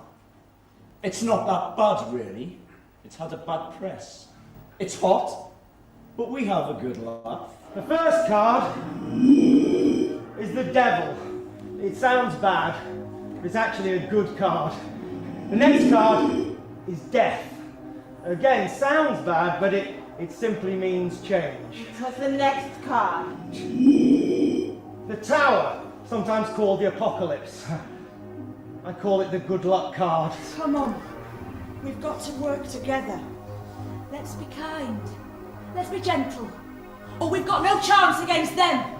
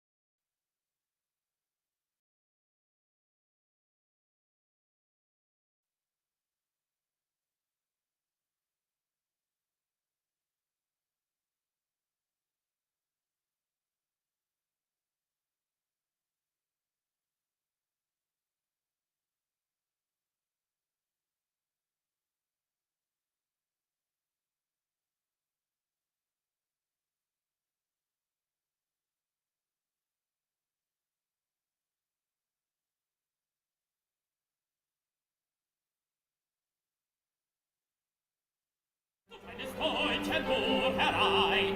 Das weite Wissen kein. Verloren ist dein Leben. Du bist nicht mehr.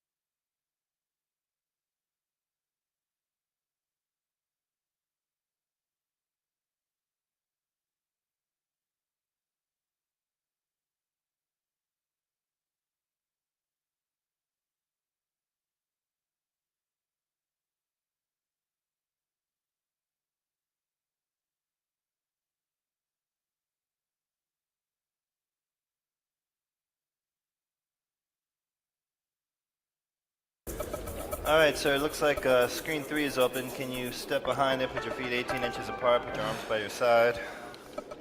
Yeah. Yeah, that's good. Okay. Okay. Let me see, are you traveling alone? Yes. Then why did you order a king-size bed for your hotel room?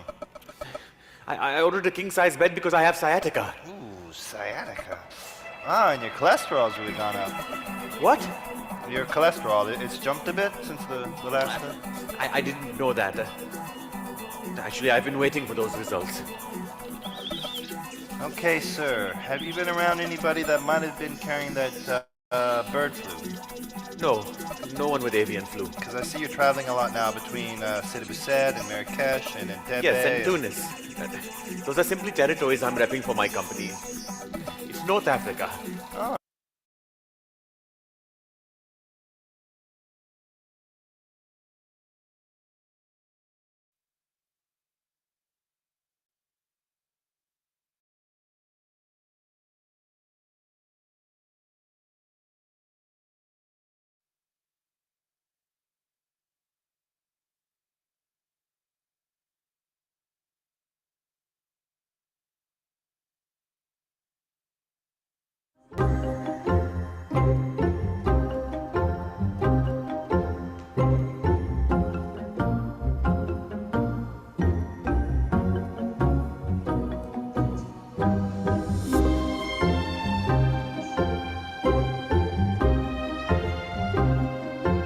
人間に代わってじゃないかもしれないですね。演劇の世界にロボットという新しい種類の登場人物が出てきたんでしょうね。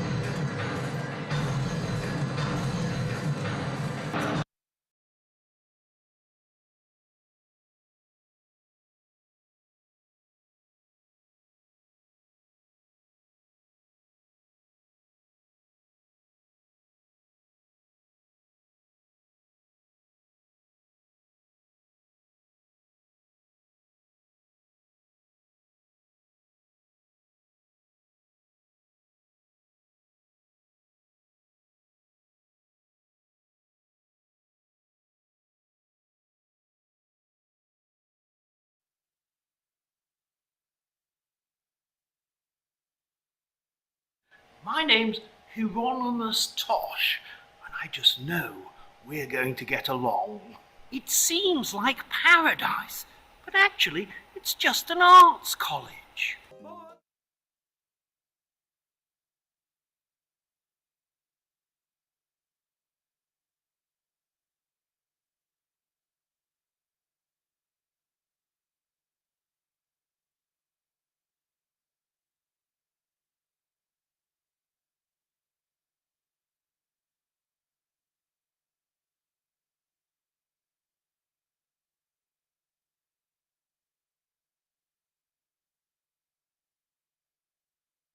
Jean-Paul Sartre's No Exit.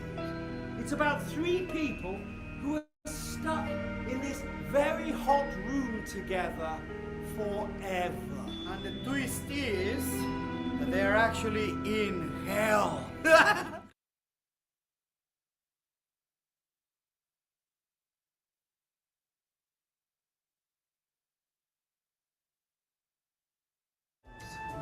That's interactivity, isn't it? Everything is so vivid, and we all get double.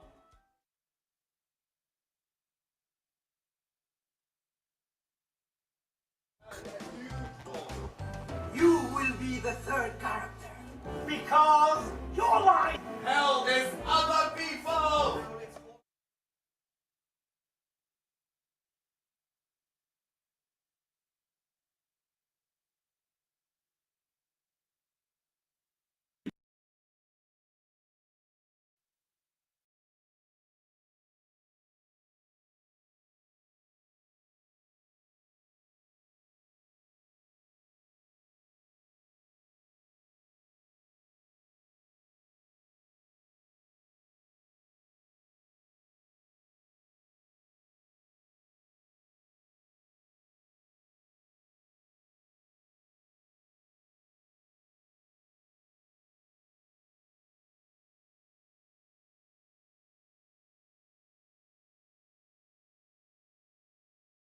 You better come in then, actually. Hang on. There's been some unusual activity. Tablets every day.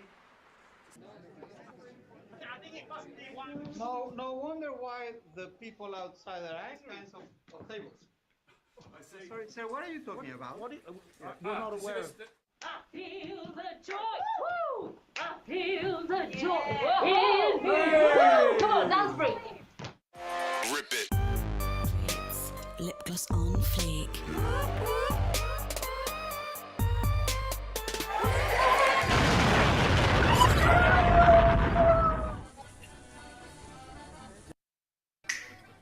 Swing of it now. I wasn't expecting that.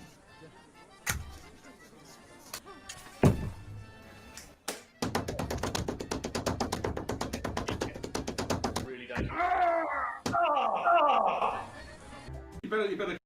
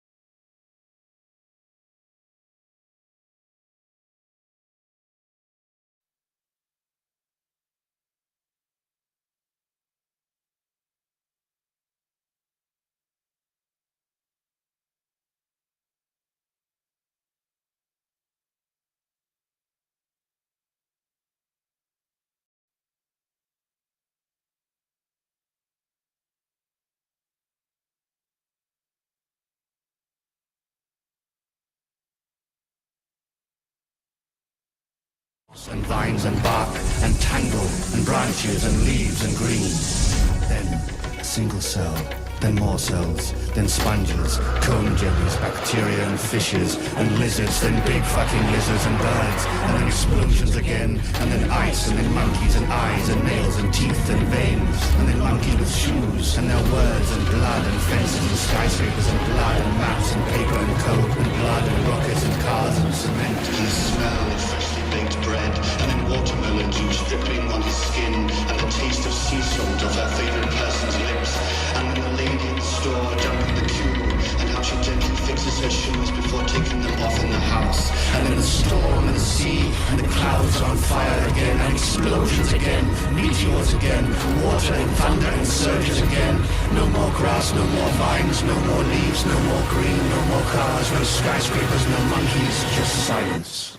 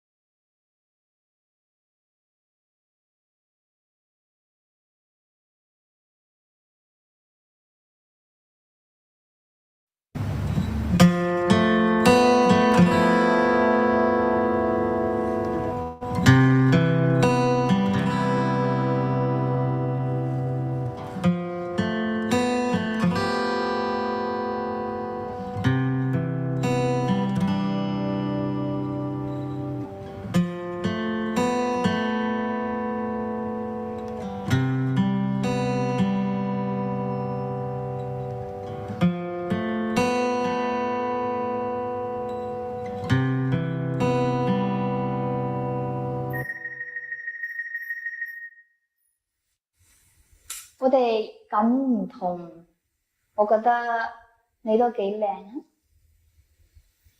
特別係你好奇怪嘅時候。呢個練習嘅開始呢，我會調整自己嘅身體 Taoist 嘅計算，去感受到化身嘅存在，而去將一啲細嘅 glitches 變成一種聯繫或者一啲 rotation 嘅變化，去產生接下嚟嘅一個練習。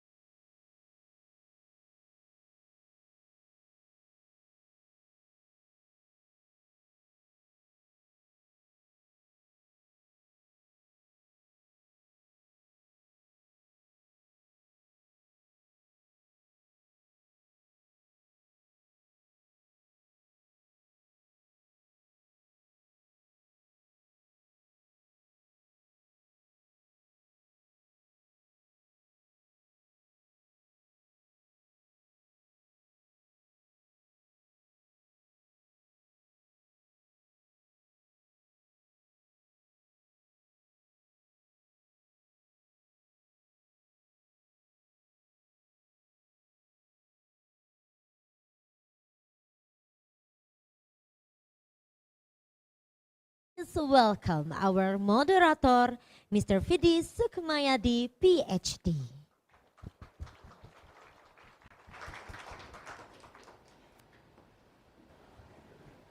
Assalamualaikum warahmatullahi wabarakatuh. Sampurasun. Ladies and gentlemen, we're back. Stay with me, Fidi, and I see a lot more participants this afternoon. I believe that the lunch have rejuvenated all of us here, so we will begin our afternoon sessions for our next keynote speaker.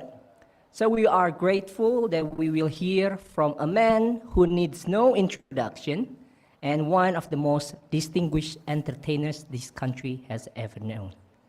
So before I invite him to the stage, let us see the following video. Mr. Yana.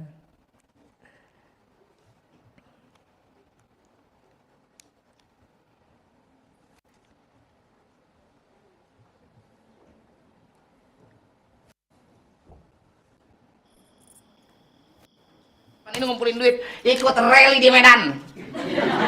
Bajai. Belum pernah denger kan? Walah, gua baru denger Bajai rally. Sama Bajai juga, sama babi.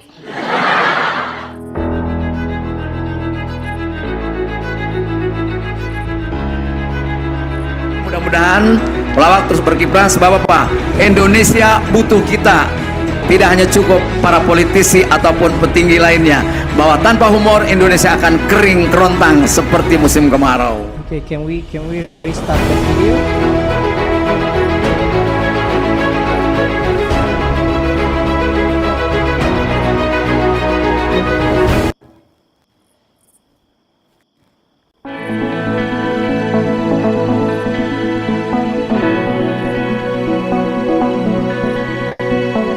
Emang status selalu diinikan, didiskriminasikan. Lu belum tahu, gua lagi persiapan ini ngumpulin duit, ikut rally di Medan.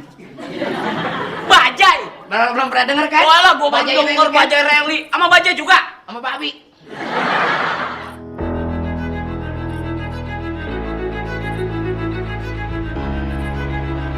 Mudah-mudahan pelawak terus berkiprah sebab apa? Indonesia butuh kita. Tidak hanya cukup para politisi ataupun petinggi lainnya, bahwa tanpa humor Indonesia akan kering kerontang seperti musim kemarau.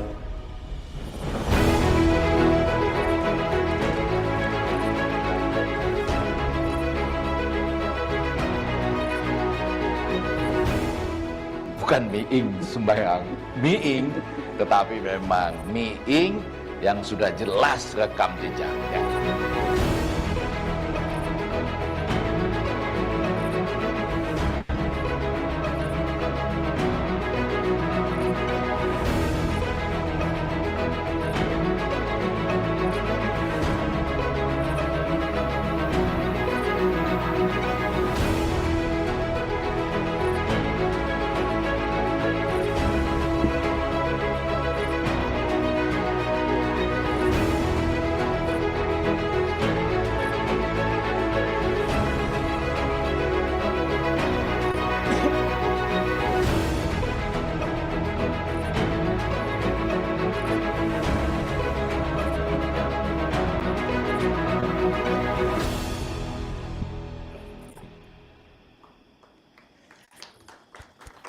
Let's give a big round of applause to our own Mr. Tubagus Dedi Miing Gumelar. Ladies and gentlemen, please welcome to our very own Mr. Tubagus Dedi Miing Gumelar.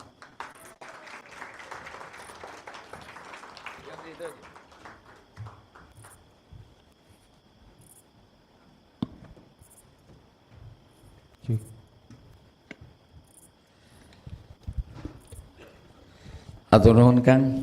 Bismillahirrahmanirrahim. Assalamualaikum warahmatullahi wabarakatuh. Waalaikumsalam warahmatullahi wabarakatuh. Sampurasun. Rampes. Damang sadayana. Hatur nuhun Kang Fidi. Ini menjadi persoalan tersendiri Pak Prof Yudi. Ketika mahasiswi yang muda-muda ini tidak tahu saya dan yang tua sudah lupa sama saya. Jadi mudah-mudahan adik-adik angkat tangan dong yang tahu saya. Satu, dua. Bayangkan dari satu gedung ini hanya 3-4 orang loh. Betapa menyedihkannya. Itulah pelawak yang sudah usang. Baik, tidak apa-apa. Kang Widi, boleh saya berdiri? Silakan. Ya, karena saya pernah dapat kedudukan, maka kursi ini saya tinggalkan sekarang. Iya, baik, terima kasih.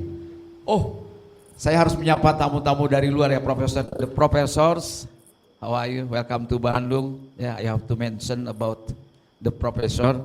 Yes, good afternoon, Mr. Dr. Juli Jati Prambudi MSN, Universitas Negeri Surabaya, ada? Oh, online, oh ya. Halo Pak Yudi. Ya. Kemudian Suzuki Yoshitaka Sang, Gifu University Jepang. Moshi. Kelihatan ke orang Jepang ya. Kemudian Profesor Steve Dixon University of the Arts Singapore. Hello. You speak Melayu? No. You speak bahasa? No. It's your problem, I think. Yeah. But if I speak English, this is my problem. Yeah. And then Mr.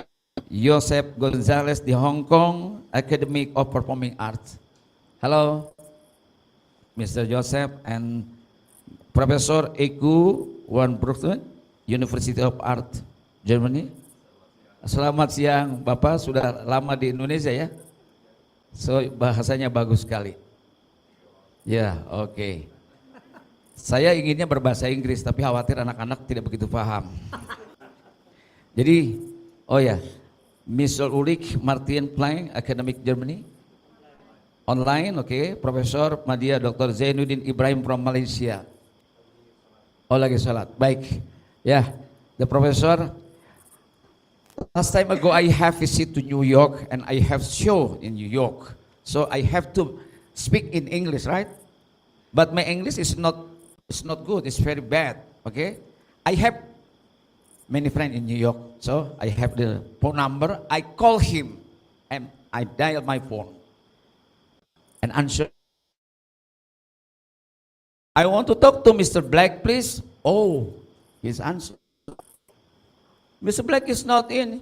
He's just gone. Oh yeah, who's speaking? I'm Mr. Brown. Oh, I'm sorry, I'm wrong color. Jadi ketika saya manggung di sana tuh saya adalah Deddy Minggumlar. Besok tanggal 26 Oktober itu adalah 46 karir saya di dunia panggung, film dan televisi bagi Group. Ya. Ini 26 tahun usia karir saya. Jadi salam buat ayah ibu kalian. Kalau kalian tidak ada masalah. Saya tidak terlalu memikirkan. Saya lebih memikirkan besok bahwa sebentar lagi akan mati. Karena umurnya cucunya sudah 8. Dan ada satu kejadian seminar kayak begini Prof waktu itu.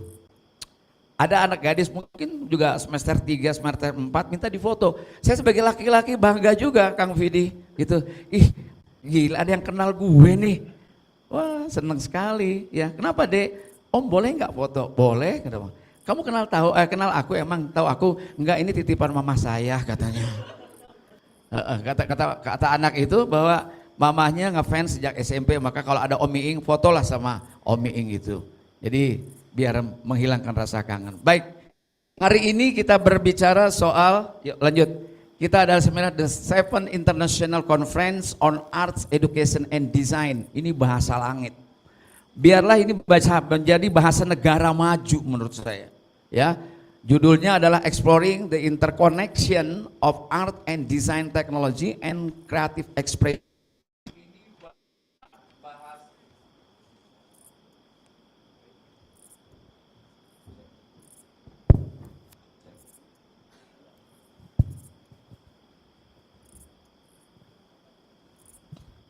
Sorry. Professor, I'm sorry. I would like to present you with bahasa, okay? No problem? Okay. Yeah. I think UPI have technology EI, right? So transit, but 3 days later. Okay. Ya, ini bahasa langit Kang Widi, biarlah ini di bahasa negara maju. Apa itu negara maju? Ada adagium begini, tidak ada satu negara yang maju dengan budaya yang rendah, pasti itu. Jadi kalau kita disebut negara berkembang, memang budayanya belum maju. Belum maju, ya. Ya, Kang, tolong di materi saya. Negaranya belum maju. Jadi ini adalah pembahasan wilayahnya mahasiswa, wilayah perguruan tinggi, dan wilayah masyarakat negara-negara yang maju. Kita masih butuh pemaparan tentang public awareness, talking about the culture, tentang budaya. Kita mesti ngerti dulu. Di kita membuat sebuah kementerian pun nomenklaturnya boleh kita perdebatkan. Misalnya Kementerian Pendidikan dan Kebudayaan. Coba kita telisik. Pendidikan adalah instrumen dari kebudayaan. Kebudayaan harusnya jadi payung. Instrumen dari kebudayaan adalah pendidikan, dia tools. Tapi justru menjadi core. Pendidikan kebudayaan artinya dan ini adalah bagian dari pendidikan itu sendiri. Itu nomenklatur yang sudah harus dikatakan itu sebuah kekeliruan. Ya. Jadi saya akan bicara tentang, balik lagi deh, tentang paradigma. Yuk, lanjut.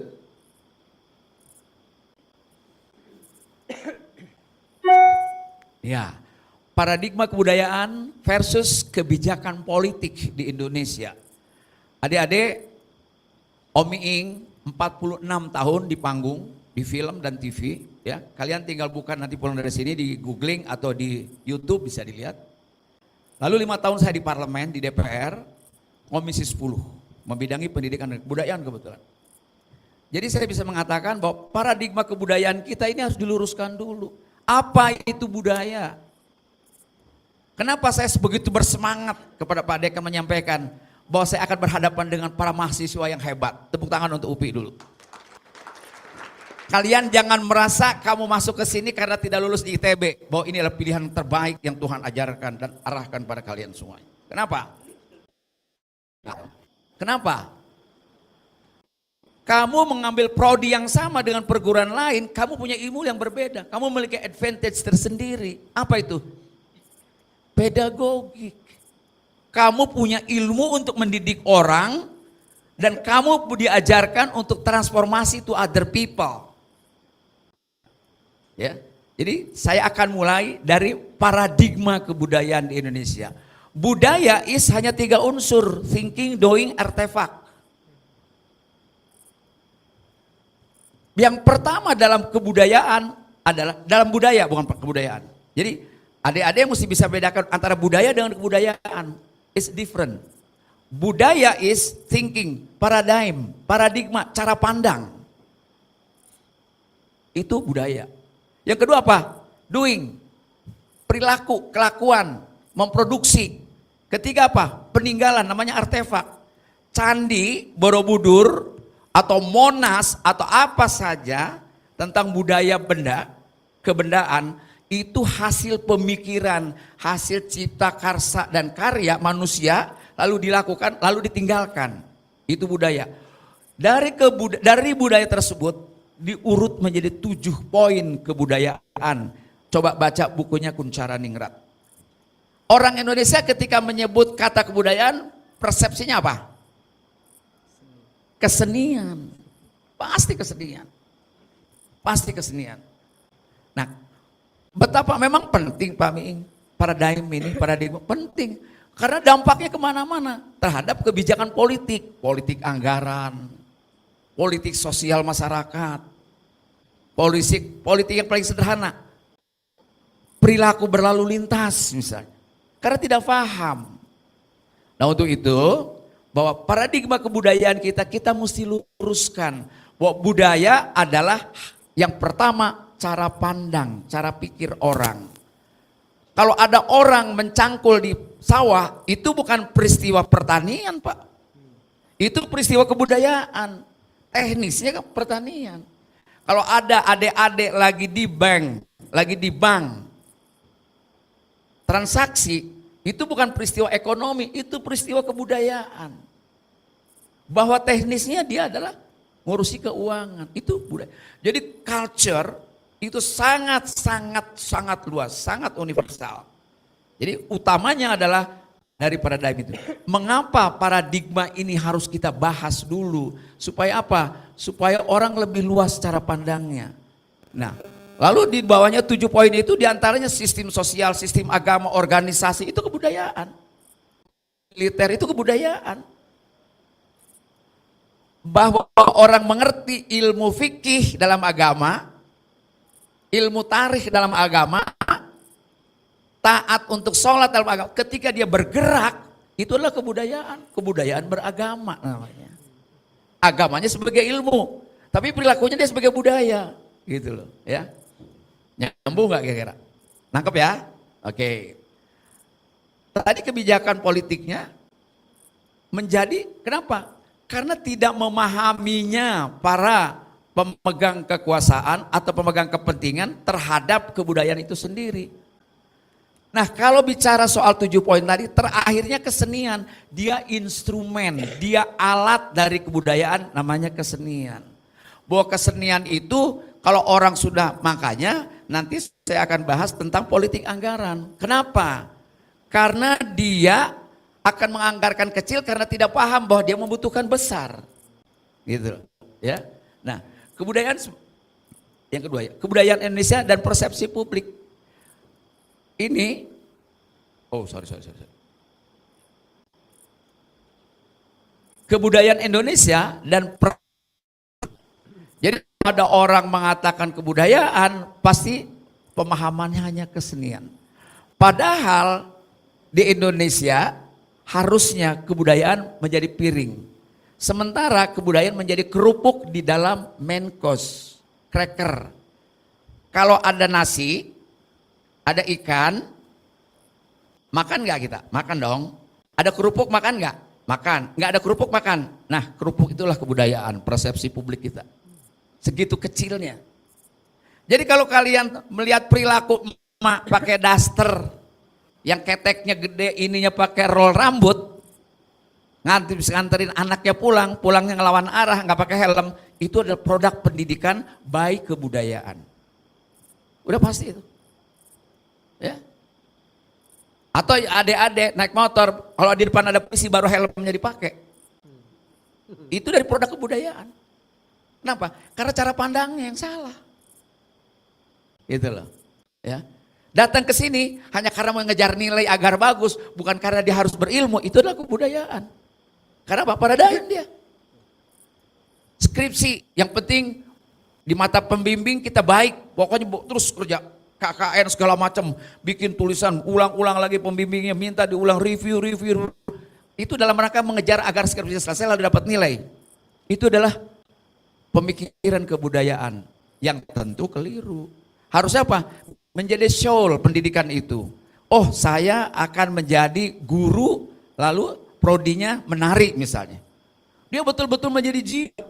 Sehingga transformasi ilmu tari dari UPI besok kepada anak-anak itu berbeda dengan anak-anak yang hanya sekedar lulus saja gitu loh. Ya.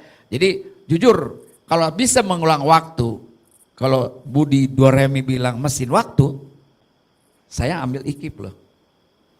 Ya. Tepuk tangan dong untuk kita semua. Kalian prodi, kalian mahasiswa IKIP, UPI ini berbeda dengan mahasiswa lain. Kenapa? Dia dibekali ilmu pedagogik, mengajar, mentransformasi pada orang lain, berbagi. Amalnya udah beda lagi dengan ilmunya. Begitu ya. Budayaan Indonesia menjadi dan persepsi publik itu di situ. Jadi di Indonesia kebudayaan menjadi kerupuk, tidak menjadi piring. Harusnya tidak menjadi piring. Di dalam piring tersebut, dalam flat tersebut, there are rice, there are chicken, there are cracker, there are sambal dan sebagainya. Harus ada di situ. Nah sekarang di kita hanya jadi kerupuk. Boleh ada, boleh tidak. Mau bukti? Nanti indikasinya saya beri, indikatornya saya kasih tahu. Ya, oke. Persepsi publik bahwa, waktu di DPR masa kesenian aja mahal banget, cuma puisi doang sama nari. Itu otaknya setolol itu politisi. Ya.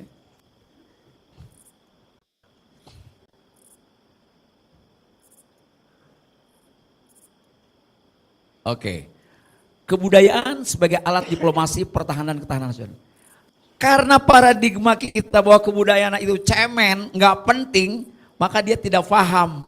Kalau mau menghancurkan satu bangsa, apalagi di era modern sekarang, tidak perlu pakai senjata. Rusak saja budayanya bangsanya. Rusak saja. Contoh, budaya dengan penetrasinya kebudayaan, Kang. Adik-adik pasti nggak hafal, bapak-bapak yang hafal. Ketika dulu tahun berapa, 2000-an berapa, ada film Ghost yang dimainkan oleh Demi Moore. Tahun berapa? 94. Demi Moore tuh cantik sekali. Coba kamu buka di YouTube. Rambutnya pendek dengan cantik itu. Berapa ribu kaum perempuan Indonesia yang rambutnya panjang besoknya menjadi pendek. That's why dasarnya kebudayaan. Dasarnya penetrasi seni film memberikan pengaruh. Sekarang anak-anak nonton boys band atau band-band pop, K-pop dari Korea. Besoknya bule udah kayak TKW rambutnya orang-orang muda itu. Betul? Begitu dahsyatnya kebudayaan itu. Jadi kalau kita mau rusak bangsa kita, rusak saja budayanya. Sekarang mereka, K-pop itu bukan budaya Korea, bukan. Itu budaya barat yang dinyanyikan oleh orang Korea. Budaya Korea itu bulgogi, kemudian apalagi, dan gogi-gogi lainnya, makanan. Itu budaya, iya, ya toh? Atau apa namanya, apa tuh yang sawi-sawi itu apa namanya tuh? Kimchi, itu budaya. Tapi taekwondo. Tapi kalau yang biasa boys band di sini itu bukan budaya Korea, itu budaya Barat. Hanya dinyanyikan oleh Korea. Ya kan? Lalu kalian nonton, I love you. Pulangnya besok rambutnya dimerahin. Yang pakai jilbab tongolin dikit biar kelihatan merahnya. Iya. Begitu dahsyat dan berbahayanya budaya itu. Nah, bangsa kita tidak memiliki karakter invasi, menjajah bangsa lain, Kang. Contoh apa? Kita jalan ke kiri, restoran Korea.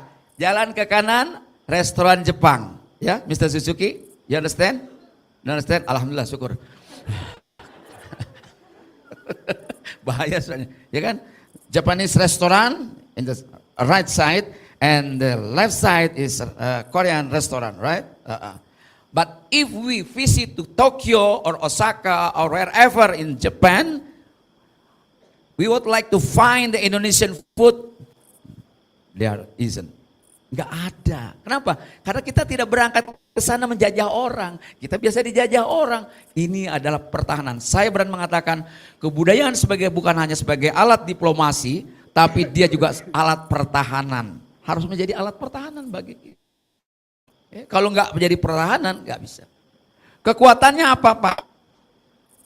Dalam definisi, dalam Undang-Undang Nomor 5 Tahun 2017 tentang pemajuan kebudayaan, tidak tertera secara eksplisit, Kang, mengenai paradigma itu, Kang. Yang ada yang betul-betul kebendaannya, artefak, pemajuan kesenian, misalnya musik, tari, dan lain sebagainya. Padahal kultur orang-orang di Indonesia betapa banyaknya. Sebutkan dari Sabang sampai Merauke, begitu banyak suku bangsa yang populer. Contoh, dari Aceh, tari yang terkenal dari Aceh apa? Selain saman, cuman saman doang. Begitu banyaknya. Lalu Minangkabau, Ambon, Jawa dan sebagainya. Salah satu contoh kultur yang paling melekat di Indonesia, yang paling penyebarannya kuat karena punya budaya apa? Budaya merantau, yaitu orang Minangkabau. Orang Minangkabau itu menyebar peluasannya sama dengan orang Jawa. Itu juga kultur, itu budaya dari nenek moyangnya, dari nenek mamanya. Orang Minangkabau rata-rata dia sukses dimanapun dia. Sukses. Ada orang Minangkabau sini? Kuliah di sini? Ada orang Padang? Jangan malu, harus bangga jadi orang Padang. Orang Padang itu semuanya berhasil. Menteri paling banyak orang Padang. Betul. Jenderal juga orang Padang. Seniman, pujangga. Betul. Orang Minangkabau. Pedagang jangan dibahas. Kalau kita lempar batu di pasar Senen kena kepalanya, pasti salah satunya orang Padang yang kena. Saking banyaknya, betul. Dan itu culture, itu budaya yang sangat kuat. Kenapa orang Minang itu begitu kuatnya? Karena persatuannya, kesatuannya. Dan satu hal, usia 18 tahun kayak kalian gini, nggak boleh tinggal di rumah orang Minangkabau. Harus keluar, minimal di surau udah tidur. Di musola atau masjid. Dia harus keluar. Dan semuanya berhasil. Yang gagal orang Minangkabau itu orang Padang hanya satu, yaitu malin kundang karena durhaka sama orang tuanya. Iya. Dan hebatnya orang Padang, Pak. Itu kultur. Terbiasa dia. Dan satu-satunya dalam sejarah daerah yang tidak diterjuni oleh pasukan parasutnya Belanda, tentara Belanda, itu hanya Minangkabau, Pak. Bandung orang terjun. Banten Belanda terjun. Minangkabau tidak berani Belanda terjun payung di Minangkabau karena rumahnya lancip-lancip. Iya. Begitu dia mau terjun, dia lihat lancip begitu, oh hoperdom, dia pegang pantat, dia balik ke pesawat. Iya Kang Fidi, betul. Itu kultur, gak bisa, bukan hanya guru itu. Iya.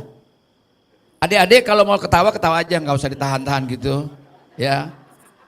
Kalau nggak, cuma dua kok kalau humor itu Pak. Kalau dia tertawa, dia ikhlas dan dia paham. Kalau dia tidak tertawa, mungkin juga ikhlas, akan tetapi dia tidak paham. Gitu ya. Ayo, siapa yang ketawanya gede saya kasih voucher untuk menginap 5 hari 5 malam di Polres Bandung. Cik, saya tadi cari, saya mention Prof. Oh, sedang sholat. Oh ya. Ya. Jadi kebudayaan sebagai alat diplomasi. Amerika di Vietnam perang habis, right sir? Amerika, ya kan? Dia perang di Vietnam habis, kalah. Tapi dia bikin film Rambo 1, 2, 3, 4. Dunia tahu seolah Amerika menang perang. This is the penetrasi kebudayaan. Ini adalah kesenian by film. Gitu loh. Paham ya? Jadi kalau kalian nanti ada jurusan film ya, itu betul-betul kalian akan merubah persepsi orang by kesenian. Dia akan merubah paradigma orang by kesenian. Namanya melakukan penetrasi kebudayaan. Di sini letaknya, menjadi alat diplomasi. Menjadi alat diplomasi. Entah itu baca puisi, entah itu dengan nyanyi, entah dengan apa saja, terutama film. Itu dia akan merubah persepsi publik, persepsi dunia terhadap kita. Ya, so bikin film yang baik gitu. Jadi alat diplomasi. Sehingga saya berani mengatakan bahwa kebudayaan adalah alat pertahanan bagi bangsa dan alat pertahanan tidak kalah pentingnya dengan alutsista ataupun pertahanan militer. Sebab apa? Orang untuk bisa merusak bangsanya, rusaklah budayanya, dia akan habis-habisan. Dia akan tunduk pada bangsa lain. Sekarang hati-hati, bangsa kita sudah mulai jati dirinya tidak kelihatan. Barat bukan, timur bukan. Coba kita perilaku di jalanan atau perilaku di tempat-tempat lain. Ya. Dulu anak sekolah SMA jalan sama perempuan tuh aib. Sekarang gandengan tuh mereka. Biasa saja. Nah, ini penting bagi kita. Kebudayaan itu juga menyangkut yang tadi ada sistem, tata sistem keagamaan masuk dalam kebudayaan. Ya. Jadi pertahanan dan ketahanan nasional dengan kebudayaan. Lalu visi kebudayaan dan politik anggaran. Ya. Ini Prof, kenapa saya berani mengatakan bahwa karena tidak punya visi, pasti kalau kalian mau bikin program kesenian, lalu mengajukan kepada Pemda Jawa Barat atau kepada Pemkot Bandung atau kepada Kementerian Kebudayaan ataupun Pariwisata, pasti jawabannya tidak ada anggaran. Ya, pengalaman saya ceritakan pada Profesor Yudi. Ketika di Petet diundang oleh Swedia. Ada International Festival, Pantomim Festival, kan harus diberangkatkan, tidak ada tiket, minta ke kementerian, tidak ada anggaran. Saya katakan bukan tidak ada anggaran, memang pemerintah kita tidak punya visi tentang kebudayaan, bahwa pentingnya duta kesenian di dunia internasional dari Indonesia. Kalian coba bikin program, ajukan, betapa sulitnya. Ya. Kebetulan waktu saya di DPR, saya yang berjuang, akhirnya bisa berangkat. Frankie Raden ke Australia, saya minta pada pemerintah untuk kumpulkan dana itu agar bisa memberangkatkan. Supaya apa? Kita berbunyi, karena kesenian dan kebudayaan menjadi PR bagi bangsanya. Menjadi public relation. Dr. Vidi, orang komunikasi, paham betul kan betapa pentingnya public relation, how to build the image gitu. Bagaimana membangun image kita di dunia internasional. Itu kebudayaan, ya. Jadi visi kebudayaan dan politik anggaran. Kita lihat anggarannya. Ini yang current nih, Pak Profesor. Ini anggaran yang tahun 2024 yang besok tanggal 15 Desember habis ya dalam pola anggaran kita. Nih lihat. Sorry.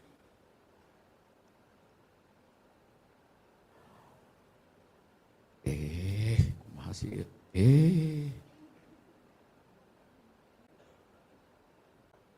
Oke. Total APBN pendidikan tahun 2024 sebanyak 675 triliun. Banyak nggak? Ya.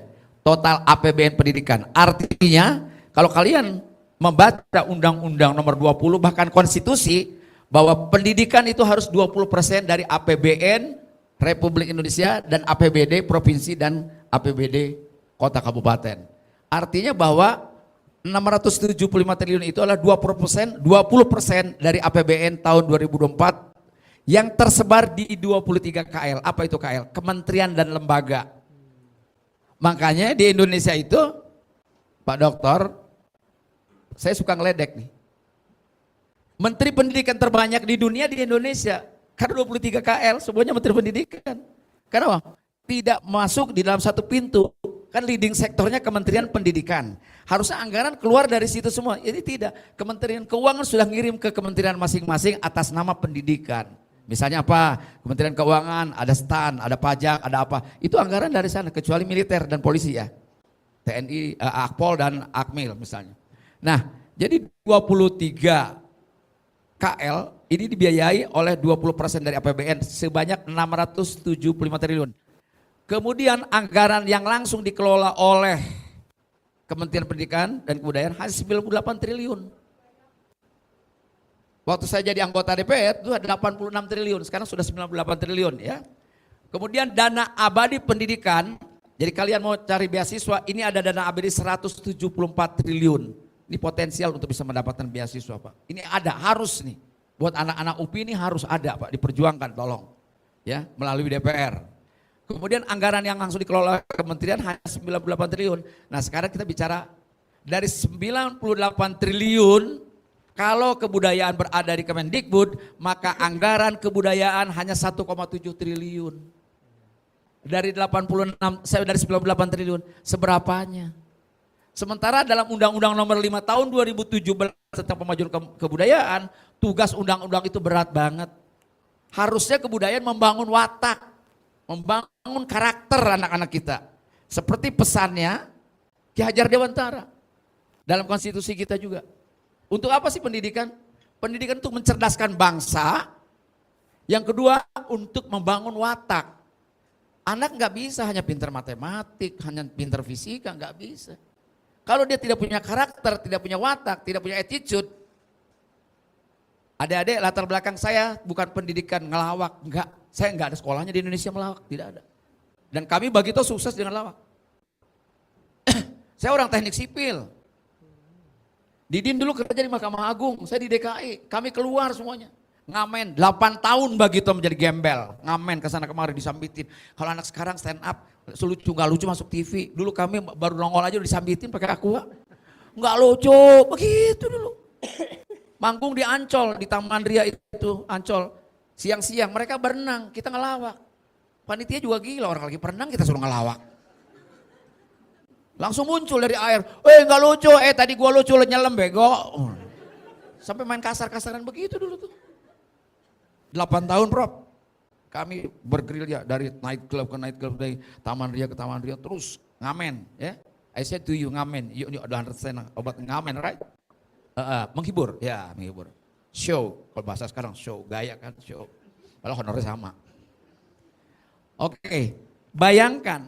Karena paradigma kebudayaan tidak dipahami dengan baik, maka dampak kepada politik anggarannya juga menjadi beda. Dia tidak menganggap penting anggaran ini untuk bagaimana mengurus kebudayaan bangsa Indonesia yang 200 juta lebih. Agar berbudaya dengan 1,7. Sementara kebocoran di kementerian ini hampir 20% karena pencurian. Melebihi dari 1,7 ini kan. Jadi kalau selama attitude para pengambil keputusan tidak memahami tentang kebudayaan, yang paradigma kebudayaan tadi, maka dampaknya pertama yang paling gampang indikatornya adalah politik anggaran. Budgeting. So, if the people not understand about the paradigm, its effect to politik budgeting. Ya. Ya, Prof. Oke. Ya. Punten pamiing. It's up to you. Ya, mantap. Mantap makan tabungan. Ya. Punten pamiing waktosna 3 menit deui. 3 menit. Mohon. Dana abadi kebudayaan sebesar 20 triliun, Prof. IKIP bisa ambil, UPI bisa ambil 20 triliun loh. Daripada dipinjam oleh para pengusaha diputer habis-habisan kayak asabri segala macam, mendingan kita pakai buat mahasiswa. Maka untuk itu saya tidak mau ini yang pertama dan terakhir untuk masuk ke UPI, saya akan menyumbangkan pikiran saya untuk UPI, untuk anak-anak kita semuanya. Ya. Ayo kita duduk bareng, ya. Kalian seniman, saya seniman, ayo kita duduk bareng. Buat apa? Menyelamatkan negeri ini dari kehancuran, dari apa? Dari infiltrasi kebudayaan asing. Ya. Tidak anti budaya asing, tidak. Kita silakan welcome, tapi kita harus punya basic juga. Lamun cek orang Bandung mah, ulah boga batur di udag-udag, boga orang ditinggalkan, paham? Kayaknya orang Bandung juga ngerti bahasa Sunda ya? Ngerti tuh? Artos? Enggak, karena setahu saya, pengalaman anak saya dulu di sekolah di Taruna Bakti juga. Kalau kira-kira ada orang Bandung sekarang, anak ibu-ibu muda, bapak-bapak muda, anaknya punya PR bahasa Sunda, yang ngerjain si Mimin orang Ciamis, pembantunya. Bukan indungnya, karena indungnya sudah tidak bahasa. Ah, lu mah begitu. Cek gue oga kieu gitu. Jadi bahasa Sunda bari campurin bahasa Betawi. APBN dana kebudayaan ini, dana APBN 20 triliun. Kan bagus-bagusnya untuk memajukan kebudayaan kita.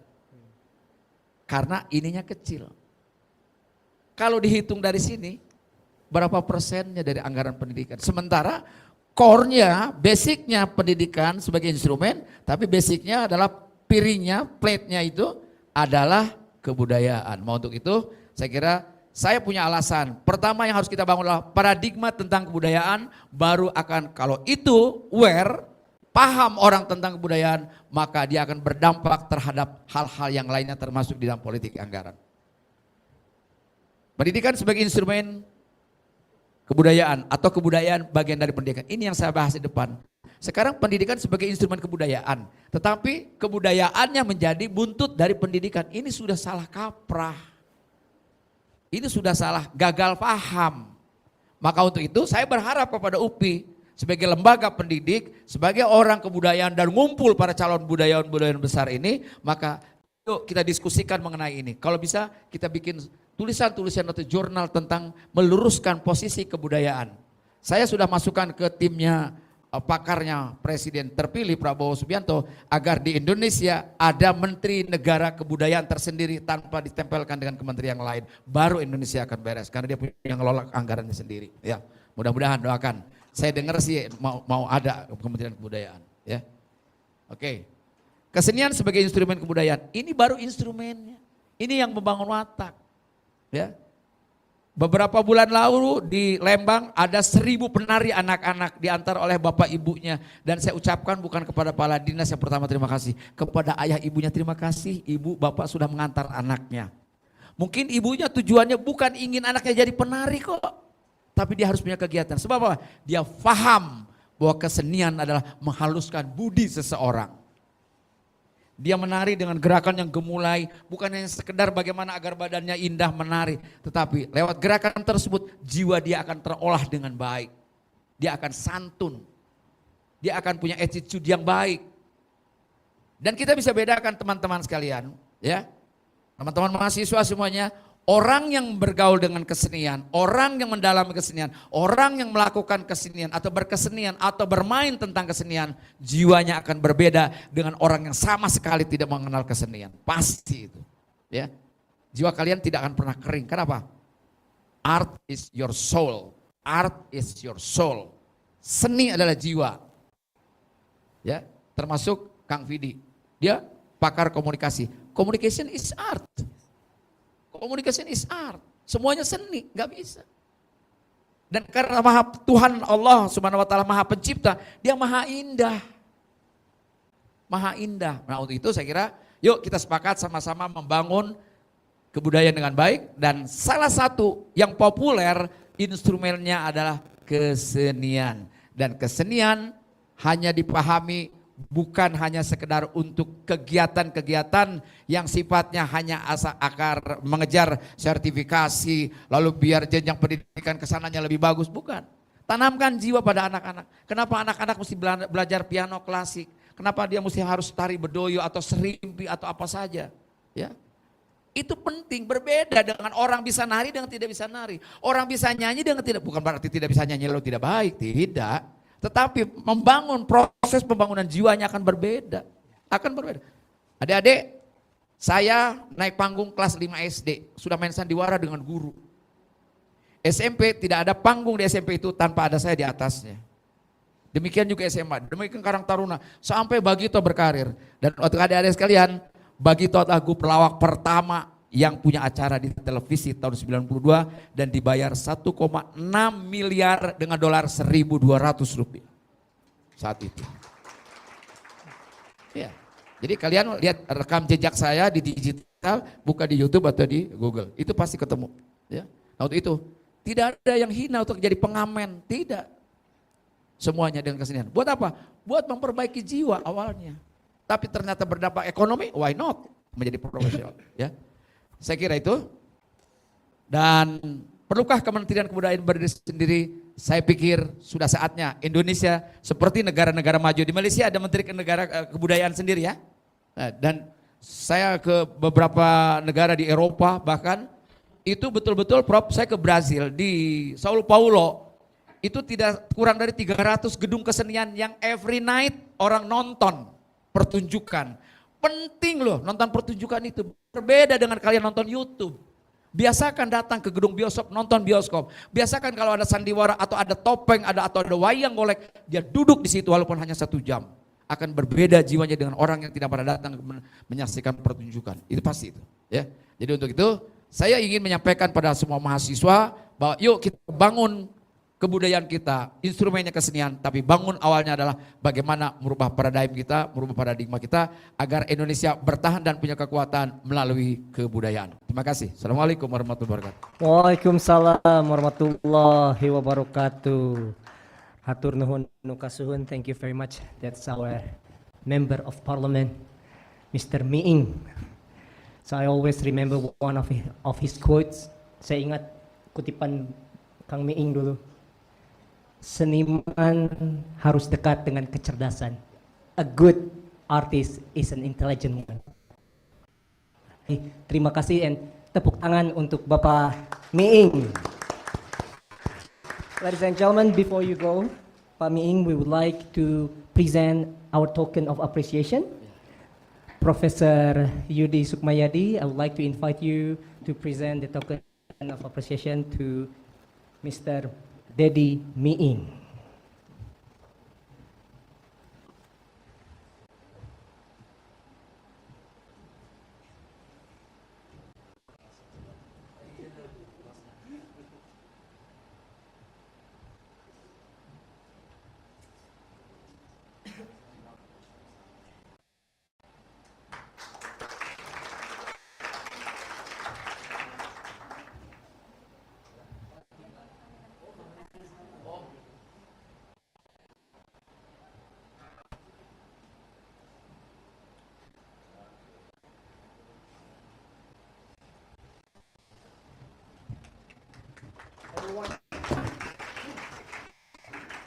Thank you so much, Pak Miing, and we would like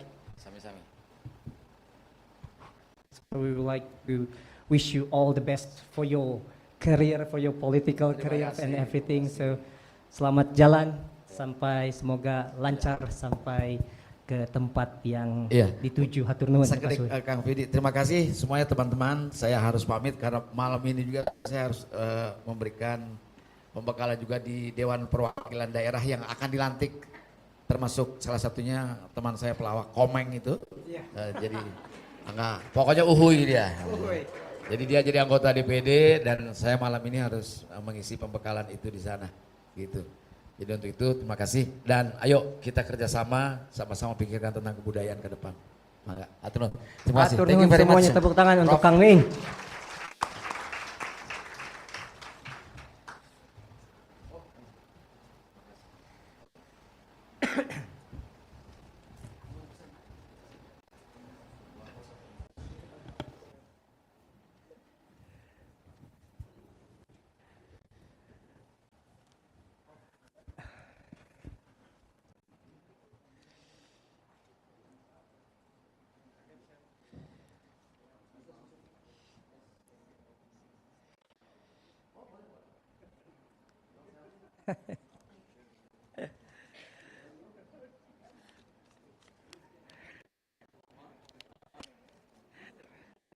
So, ladies and gentlemen, now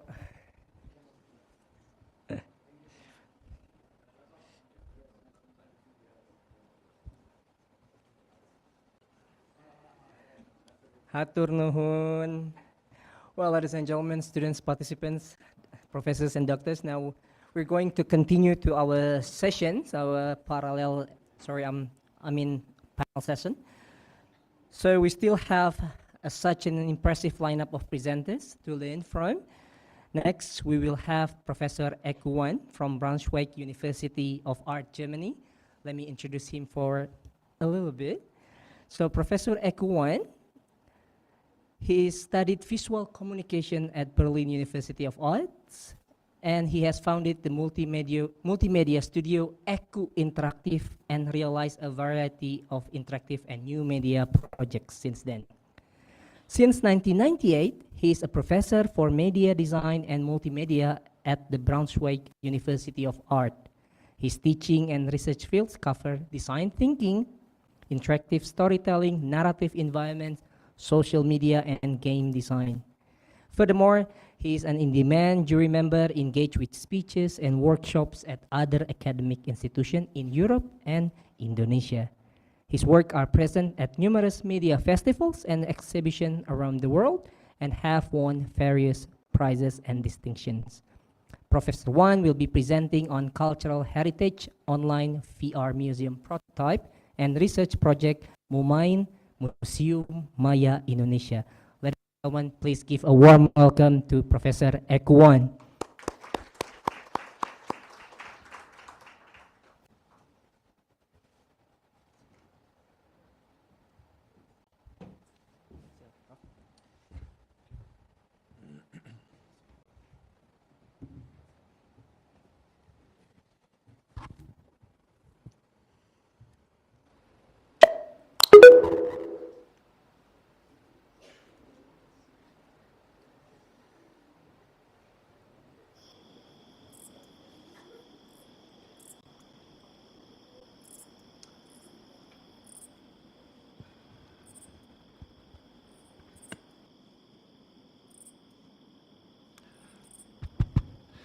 Thank you very much. Terima kasih for the introduction. Terima kasih atas undangan Anda. Saya akan berbicara bahasa Inggris. Maaf ya. My English is much better than my Indonesian, and I hope you will fortunately also understand what I'm talking about. As for the introduction, I'm a multimedia director. I have produced multiple interactive products within the recent years, and I came a long way from multimedia in the 90s, where we produced CD-ROMs. Later on, I also worked with the internet, and the last 5 years I spent time in virtual reality, online and offline application. And recently, the last 3 years we spent working with my students with online VR solutions so that we can create small experiences, showrooms, galleries, and with my colleague, Professor Uli Planck, who will have the speech after me, we and his wife Dr. Eka Noviana from ITENAS in Bandung, we have established a yayasan and have created the first prototype for the Mumine Museum. As you know, that's the abbreviation for Museo Maya Indonesia, but also it has a double meaning. In Indonesia, kamu main, you want to play. So it's a double meaning for the museum because this museum is addressing young Indonesians, scholars, students, to learn more about their own country. And the title is Finding Identity Through Cultural Heritage in a Virtual Reality Museum. I want to spend a few minutes about cultural heritage, identity, and truth, because I think cultural heritage is often overseen because it has a big foundation and impact to the finding of themselves, the finding of yourself as an individual, because as a kid you ask questions, where I'm coming from, before you can answer any questions, where do you want to go? And I have done some research with some educational researchers about what people find in Indonesian history books, and it's always described about the countries coming from outside to Indonesia, whether it was the Dutch or the others. So there is rarely, it's very rare to find stories about ethnic tribes. Do the kids know from Aceh something about Papua? Or I was just recently in Nias, and what the people in Halmahera knows about Nias. There's so much treasures in your own country that define who you are. And while you question these things and also experience from other tribes and other cultures, you also find innovations, how people deal with multiple problems in other districts of the country. And I mean, there's so much as a designer to find as inspiration, especially if you have the knowledge about what was invented already, what kind of cultures already exist, what kind of instruments, what kind of clothes, what kind of solutions in building a house. And this is all actually stored as jewels in your own country, but in the history books it's pretty rare to find anything about it. And because kids have a very intrinsic interest in things, putting questions on you, maybe they ask their grandparents, can you, auntie or any grandpa, can you tell me about the time when you grow up? How was it? What was different? These kind of things come just by kids from themselves. And if they have an opportunity to do some research or find a museum online, because distance in Indonesia is an issue, because most people don't have the budget to fly into Jakarta and see a few of the museums in Indonesia. I want to put a question on you. Do you know how many museums Indonesia actually has? Berapa museum Indonesia ada sekarang kira-kira? I want to hear some numbers. Louder, I can't hear you. Ya, lebih keras, berapa? 1.000? I can't get any clear number. Just shout it out loud. 60? No, okay. I give you a number. It's about 450. It sounds a lot, but you have to consider Indonesia has 283 million people. It's not very much. And do you know how many languages exist in Indonesia?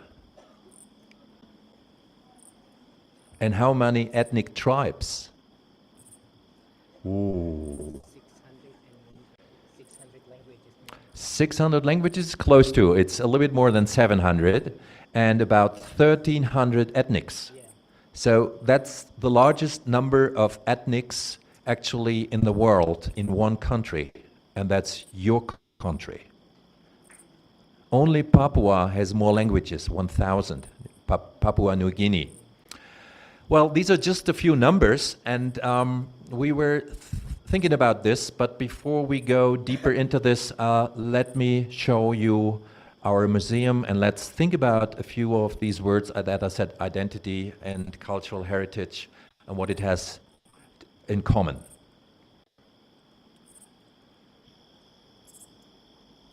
So this is my avatar here, and we are just in the main hall. And as you can see, I can walk around, but I shut my mouse because something in here. What is identity?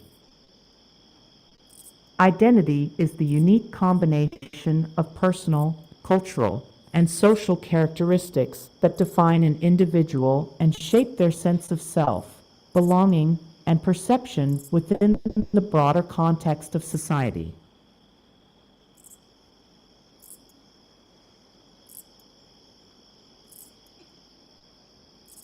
What is trust? Trust is the firm belief in the reliability, integrity, and ability of someone or something, enabling individuals to feel secure and confident in their relationships and interactions. What is cultural heritage? Cultural heritage encompasses the traditions, customs, artifacts, practices, and values passed down through generations that define a community's identity and contribute to a shared sense of history and belonging.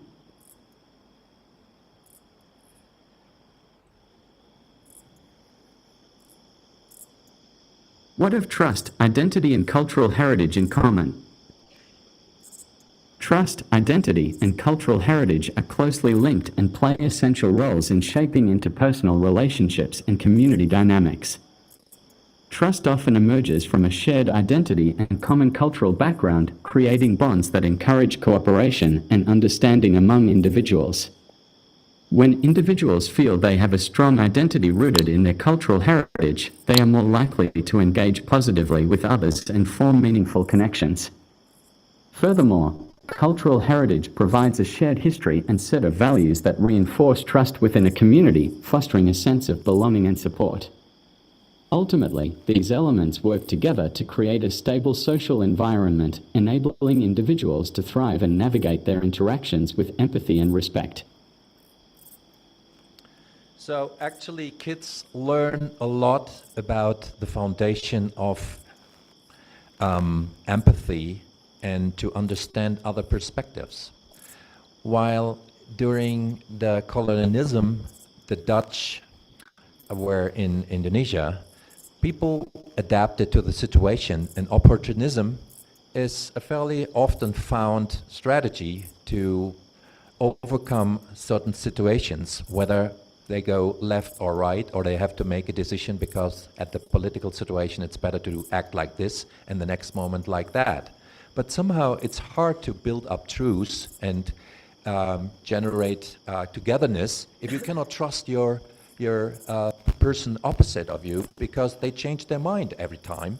And so it's very crucial and important to learn about these values through your own heritage. I don't know, maybe I get some emails through heritage. But these are just some thoughts, and I wanted to show you a little bit around here in the museum. Actually, probably Uli my colleague will join in, but it's not yet here, because what we have in the museum is not only a showroom that I showed you and put some questions here and put some typography on the walls. I just also, we can see here is a huge map of all the ethnic groups in Indonesia, and it's quite a lot.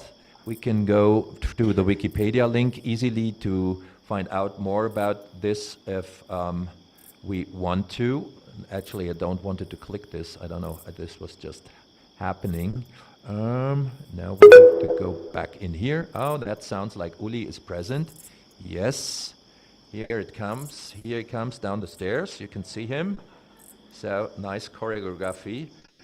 And of course I can speak with him and put in on my microphone and say, hey Uli, how are you? Can you hear me? Probably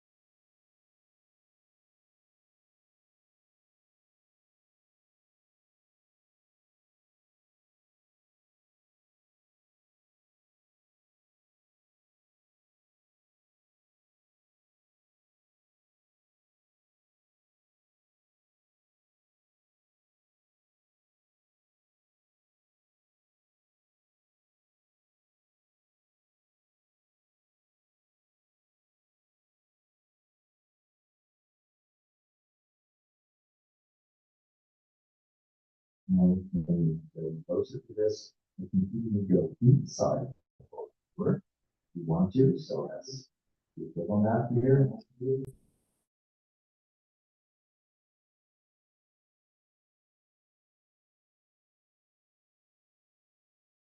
or togetherness inside, and we can talk, questions, and imagine you have a remote class with different people from the countryside, and they're coming together here in the museum with their teacher, and the teacher is telling them a story, and they can walk here up the Borobudur and have the experience. Wow, probably they never get there, they never have the money to go there, but you can go with your avatar inside and even in the gallery and see the reliefs on the left side. And we have an expert working with us together where we will 2,600 reliefs so that you get the full story from the Buddhist. And also to the top. And the teacher can also give some homework to the students so that at home they can explore the temple themselves and find the clues maybe of the homework and get a cool idea about what Borobudur actually is all about. So you physically don't have to go there. I mean, it is always a pleasure to go there and go in there in the early morning and witness this with your own eyes. But to overcome this, or even to get people curious about their own history, this is a kind of abstraction that works very well. As it is a prototype, it's not yet finished. So please don't be disappointed that there is no detailed information. It was just for us a use case to test it. But of course, we can go also to the other halls, and it can show you around in the West Hall, where you find the Pinisi and a little bit about Prambanan and Borobudur reliefs, who is explained. Or we can also go here to the North Hall, where we learn something about wait, I have forgot the Indonesian word, but tarang. No, we have it in a second. In a second. See, sometimes the avatar also changes Tarawangsa. Tarawangsa, maybe some of you know. And we also have videos here in the museum, and you can also enlarge the videos and see them. You can then also study and read text about it. And this was done with students of Dr. Eka Noviana from Icade. They did the research and provided this. So there's a lot of different styles to be developed. Yeah. What about the layout? What fonts you use? Even you see here, we have another room with photogrammetry. Uli will talk about it. That's why I don't want to talk too much about photogrammetry, the limitations, but we could see this later on or hear this in his speech. I forgot to look the watch how many minutes I have. Okay, 5 more minutes, that's fine. So we're coming back to the main gallery. Uli, if you can hear me, you can also join. And then we can demonstrate how we can talk about this. So we have here something about the ethnic tribes from Zumba, from Minahasa. And as I said, I was just Nias recently. And here's, for instance, here's the ship. And the ship on the temple. That's the proof, that's an evidence shipbuilding.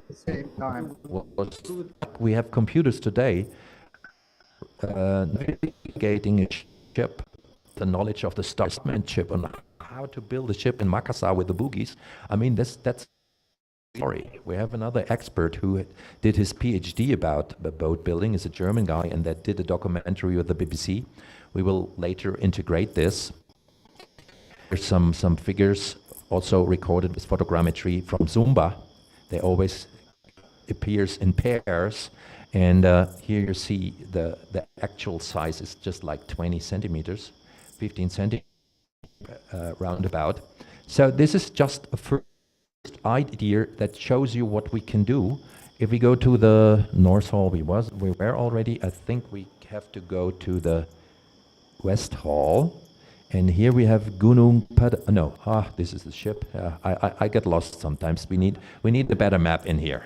Okay, so, but we can also run to overcome distance a little faster. And if we go now to Gunung Padang, you probably have heard about that.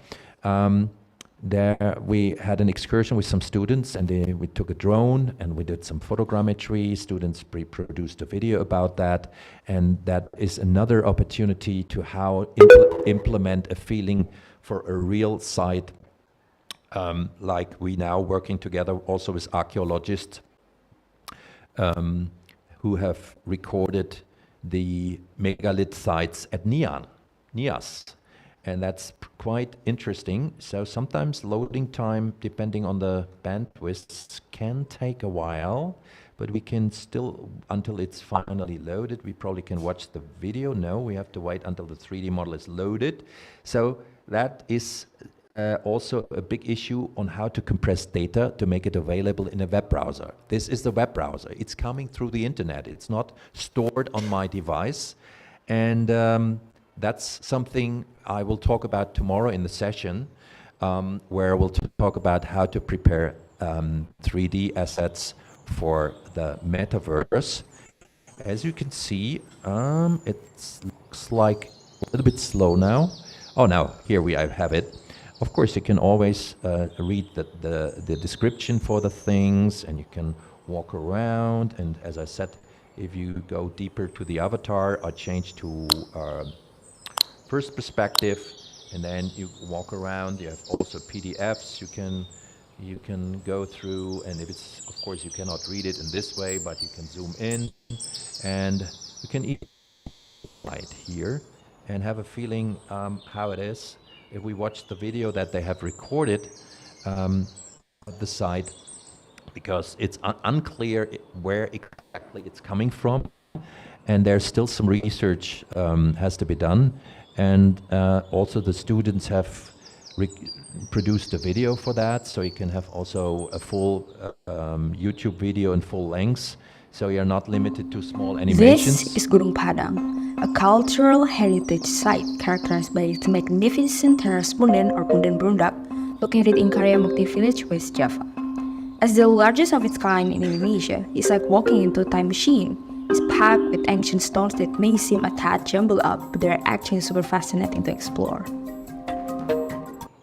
So you see, all these kinds of multimedia data can be used, and we are not limited. We are only limited by creativity and by the true stories that we find, but there are plenty, and we think that is an important impact to child education and education in general, because once you're inspired by your own history, you also put more questions and combine things that you have learned from your own country. And I think it reminds me on a speech that I have given 10 years ago at Telkom University here in Bandung, and that speech was about digital society. And in this speech, I had a focus on truth and trust, because trust is actually the human liquid that it needs, that we can coexist and work together. Actually, it's the currency in social media. If we cannot trust each other, then probably also the internet will not give us the promising results it could have.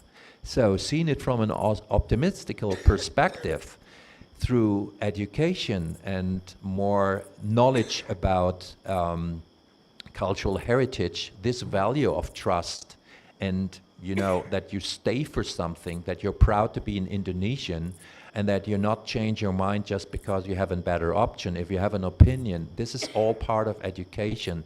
That's not falling from heaven, but that's it's actually in the DNA of the ancestors, and we can learn from to not make the same mistakes in the future and see what positive outcomes they have, how they deal with environment. For instance, I know from Raja Ampat, there's a there have two non-taking zones established with the eco resort, and actually the Bupati has told the people, yes, we did this, our ancestor did this. There's a non-taking zone for 3 years, so the population of fish could recover, and then they could go fishing there in the next 3 years, and then this area saved. And so there's a lot of things that people before us have thought about. So design thinking sometimes means also looking backwards, not always looking forwards for modern tools, and sometimes thinking analog can help to overcome digital how to say, yeah, saturation or whatsoever. And I think that is a compressed speech as fast as I could give it today. And if there are any questions, I think we have a little panel round after this, hopefully. And if you have any further questions, please don't hesitate to get in touch with us. One more announcement. In the future, we will also offer with this project collaboration with other universities, maybe first as a idealistic partner, but later on, if we are more established, also allowing other classes to participate, because we want to spread this idea of the museum on many shoulders. We want to also, the financiation could be done with corporate social responsibility, CSR budget, corporate social responsibility budgets, because that is already founded in Indonesian law. And we have many ideas how we can proceed this. For instance, we also want to offer an online museum shop where local people who produce handcrafts can sell their products. And there are many other things for people who have knowledge, who can speak and organize open panels inside the museum. So the good thing is it don't need so much maintenance in tropics. So therefore it always looks cleaned up, tidy. And there has a lot of other advantages we will see hopefully in the future. Thank you very much for your attention. And yeah, please talk to me after our conference if you feel inspired or have any further question. Thank you very much. Terima kasih banyak. Terima kasih. Thank you very much, Professor Ekuan. So there was a cutting-edge technology of museums. So we are very lucky to see the prototype, and we wish you all the best for the finalizing processor. So yeah, don't forget, we have to visit the museum. It's not yet public, I have to say. So it's a prototype. You cannot visit it yet. We will announce it next year. Okay. And if we have a cooperation or establish a collaboration, there might be other ways that we can work together. And I think also Uli will take some notes about it, and will explain some things now in the next speech. Thank you very much. We are looking forward about it then. So next year, guys. So once again, give a big applause to Professor Wang.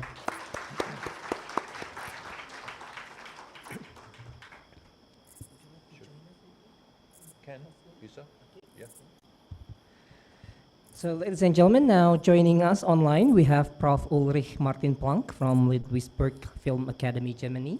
So I would like to greet Prof. Uli. Prof. Uli. Is he available?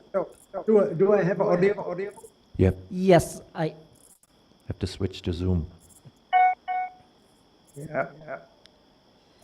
So Okay. yeah. So Good morning. ya, assalamualaikum warahmatullahi wabarakatuh. Waalaikumsalam. Please excuse me if I switch now from Arabic to English.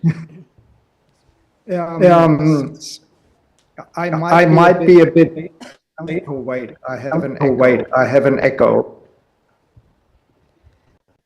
So turn it down. Good. Yes, we can hear you. I'm still audible. Yes, you are audible. Okay. So I would like to thank my colleague, Professor Ikuan, because he has already introduced the museum. I don't have to repeat that. Instead, I'd like to jump into practical aspects of the production. And in this case, in particular, I make 3D models in different places, remote places. So let us go my presentation here.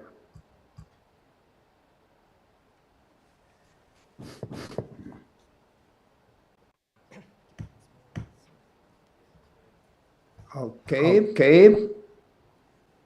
So I'll switch off my audio because I keep getting an echo. So later for questions, please. So, sorry, still got this extra here. Good.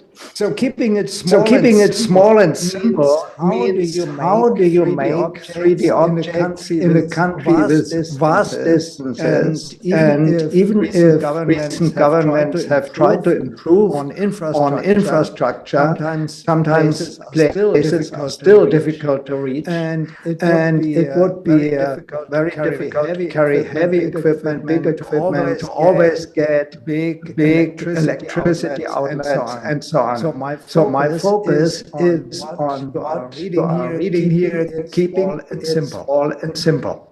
So again, this is related to the museum, as we have already been introduced to this. I don't jump into Chrome right now and show it again. So these are our guidelines. So step one, portability, as I already mentioned. Energy consumption. How do you charge? And there sometimes may not electricity, an interesting place. So it should be possible to charge, for example, from solar panels. Then ease of use, and I want to stress this because we don't want to do it all by ourselves. Professor Wandt already said we will cooperate with local partners. So the technology should be relatively easy to teach in maybe half a day or so to enable local museums and their staff to do models on their own. On the other hand, of course, we want precision, not only for the general audience, but also for investigators, for researchers. So you may need two kinds of models. Size of models in 3D is critical. You have seen how difficult it was to load the Gunung Padang model. And on the other hand, researchers might need enough precision to do online research on a specific model. So these might be contradicting points, but I don't know if Iko already mentioned it. You can link just about anything in the museum. So for example, you can have a low resolution model for the general public to get fast loading on cell phones and so on. But at the same time, you can connect the download to a higher resolution model for scientists. So which devices did we test in our research? One of them is the Apple iPhone Pro Max. And I'm sorry, Samsung, you make excellent phones as well. But there is one huge difference, which is the fifth point here. The iPhone has LiDAR. LiDAR means invisible ray of light is sent out and the distance of objects is measured, which can be a very important feature when you want to record 3D models. Then we have certain qualities of cameras inside. The most important camera for us is the 24 millimeter. These are full frame equivalents. Those tiny sensors have much smaller cameras, actually, much smaller lenses. And we have to weigh the different strengths and shortcomings of the devices. Samsung unfortunately gave up on LiDAR. They used to have it before, and Google also planned it, but gave up the project. So currently it's only Apple who is doing this. Let's see if others join in when 3D technology becomes more widespread. Oh, by the way, I'm not talking pixels here. I'm talking photocells or sensors, the new expression which is slowly getting established, because at the camera, it's not yet a pixel. There is an important difference. Okay, this one is pretty good at low light photos, but at low light, it will be very slow, which is not the optimum for our purpose, because it will actually take more than one photo and put them together. And then every position you need is very slow. So what's the alternative? A conventional camera, in this case, a Sony A7 line camera, It has a few more sensors, but I'll just show that's not a very important point. A very important point is that we can exchange lenses here. So we can have just about any kind of lens, wide angle, normal, telephoto, to adapt to more difficult situation. And another point is, unfortunately, the iPhone is, well, let's say highly intelligent. It applies a lot of enhancements, and I put them in parentheses here, a lot of enhancements to the picture that may appeal to the average user, but are not always perfect for our purpose. The biggest strength, it has a much larger sensor than a cell phone, and so it is better in low light. And the next device, if you have to deal with something really large, like Gunung Padang, or like a house or a shipyard or something like this, then you need a camera that can fly, or you would need a crane, a helicopter, or anything like that, which is forbiddingly expensive. It has only one usable focal length other than the smartphone.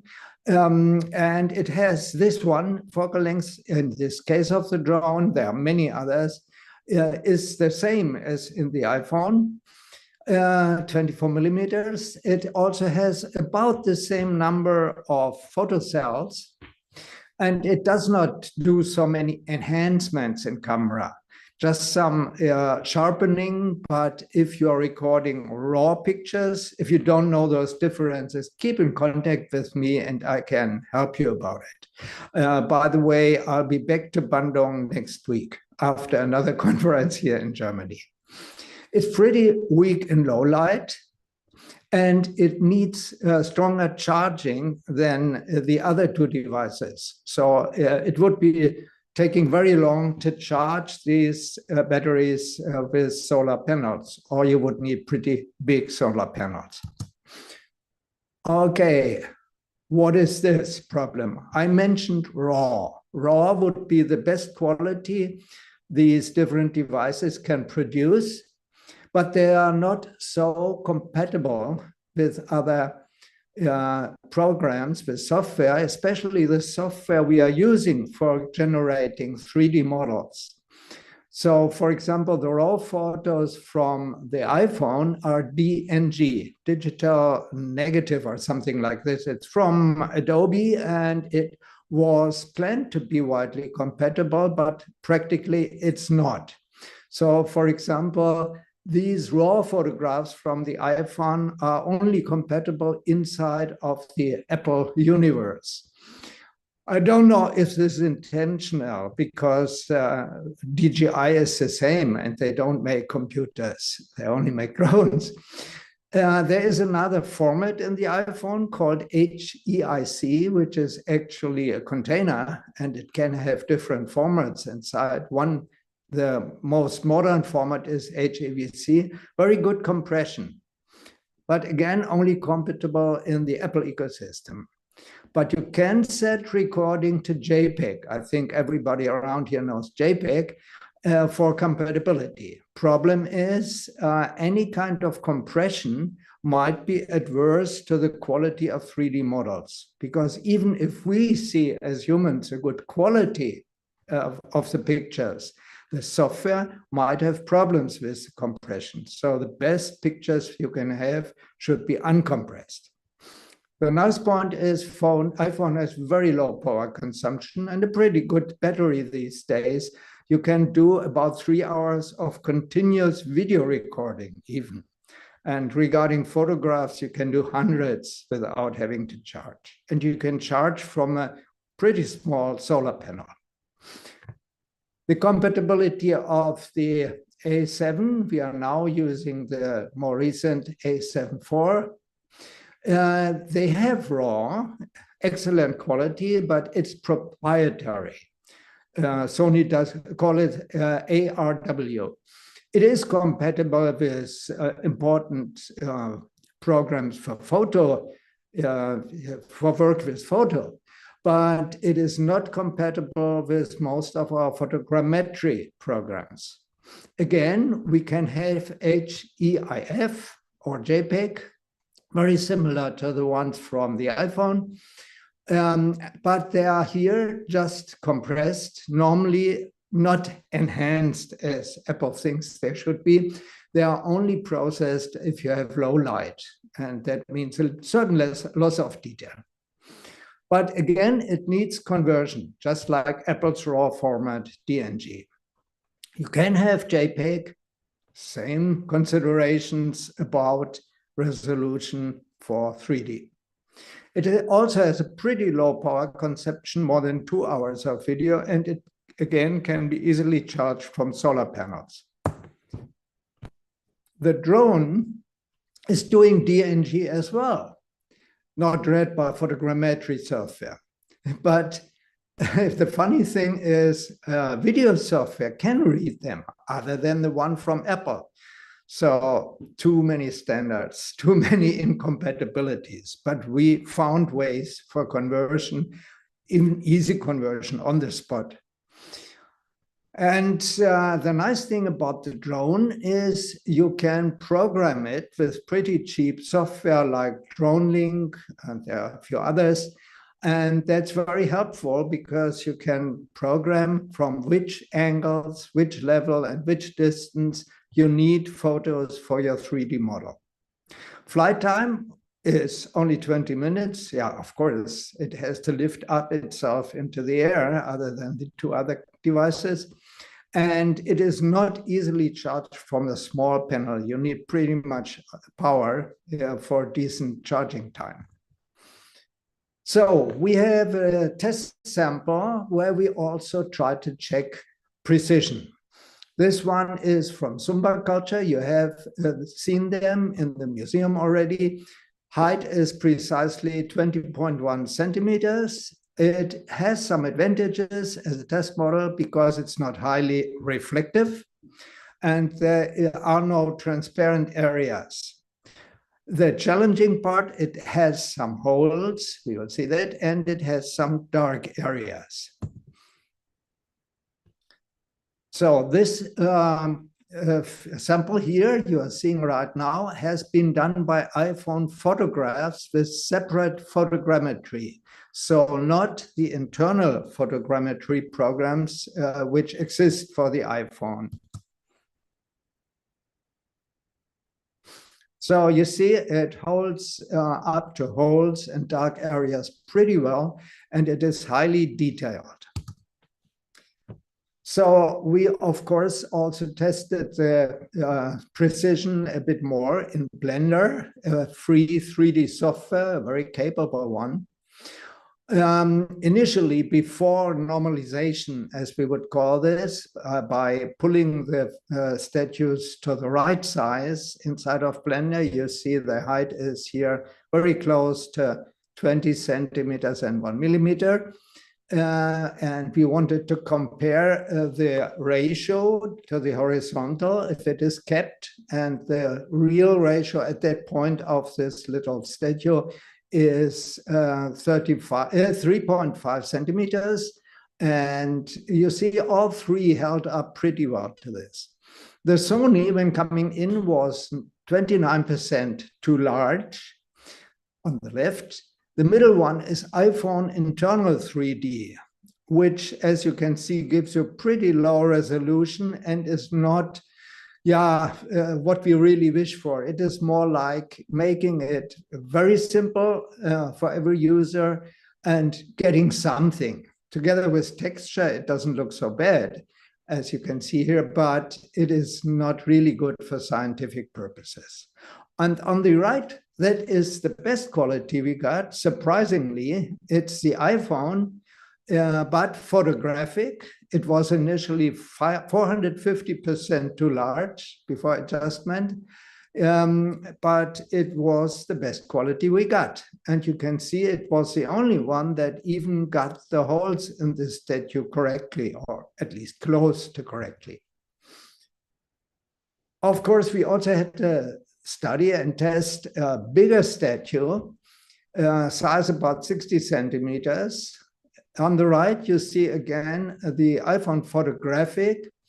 And the good thing is here, it is precise enough for scientific purposes because there is assessment of some damage here. So if you look at the wireframe on the upper left, there is a kind of a creak in the wood on the left side, on the back of the head. You will see it when I turn it, and a hole in the neck of the figure.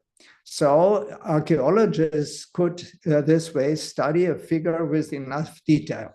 And what you can see from the photograph, the very right is 3D, and next to it is the photograph.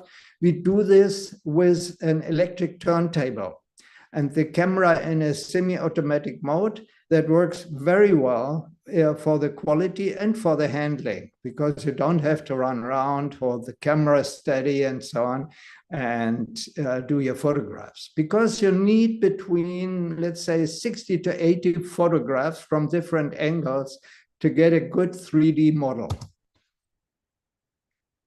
Look at the creak on top of the head there.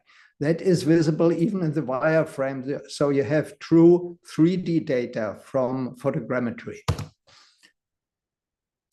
So again, measured, precisely normalized, and as we can see from photogrammetry, results are all over the place. So right is iPhone, again, the best quality. But it was nearly double before normalization. Left is the A7R2, the slightly older Sony camera. Results are very similar to the recent camera, and it's kind of second best.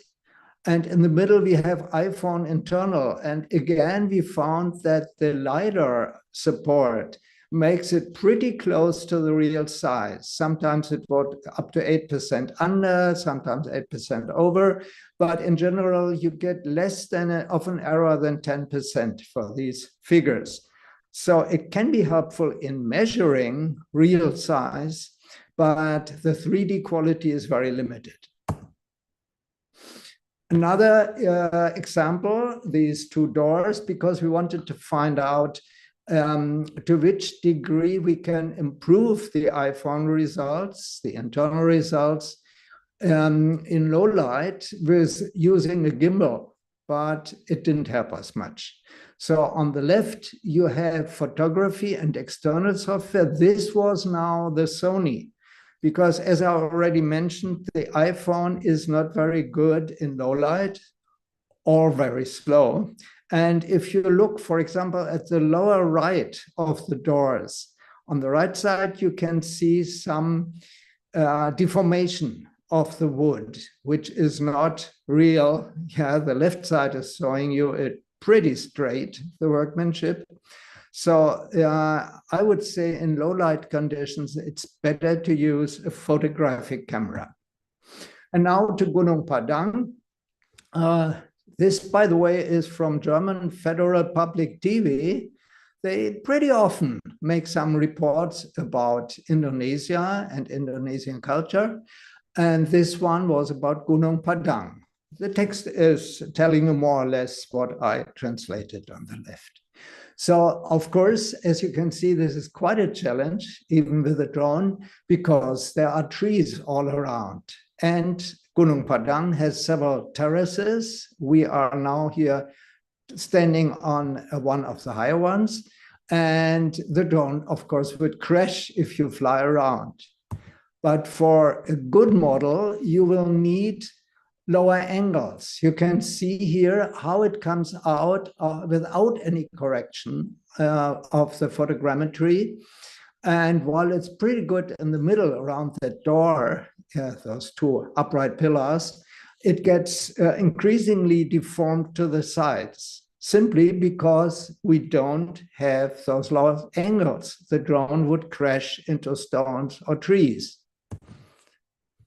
So this is the 3D model as a wireframe.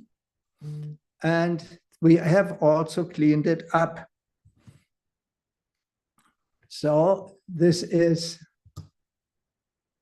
the situation. You see how it is good in the center. And this is how it was used in the museum.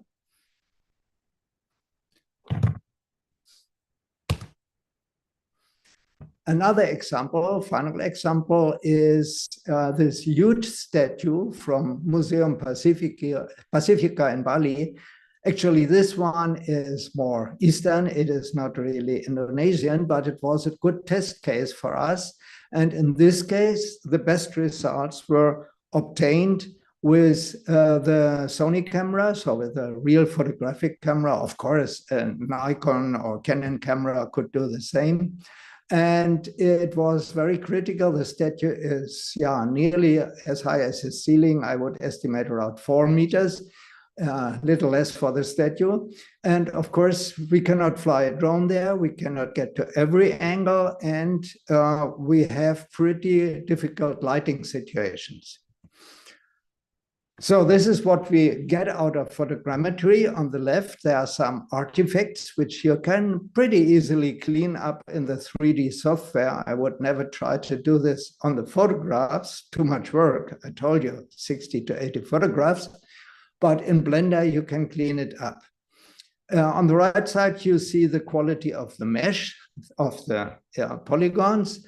And it's, again, very precise on such a big model where we could not reach out to the head. We did not have a crane or anything like that. And then we have the final issue of downsizing the models. There's two kinds of reduction of data. One is the mesh. So this, these little triangles.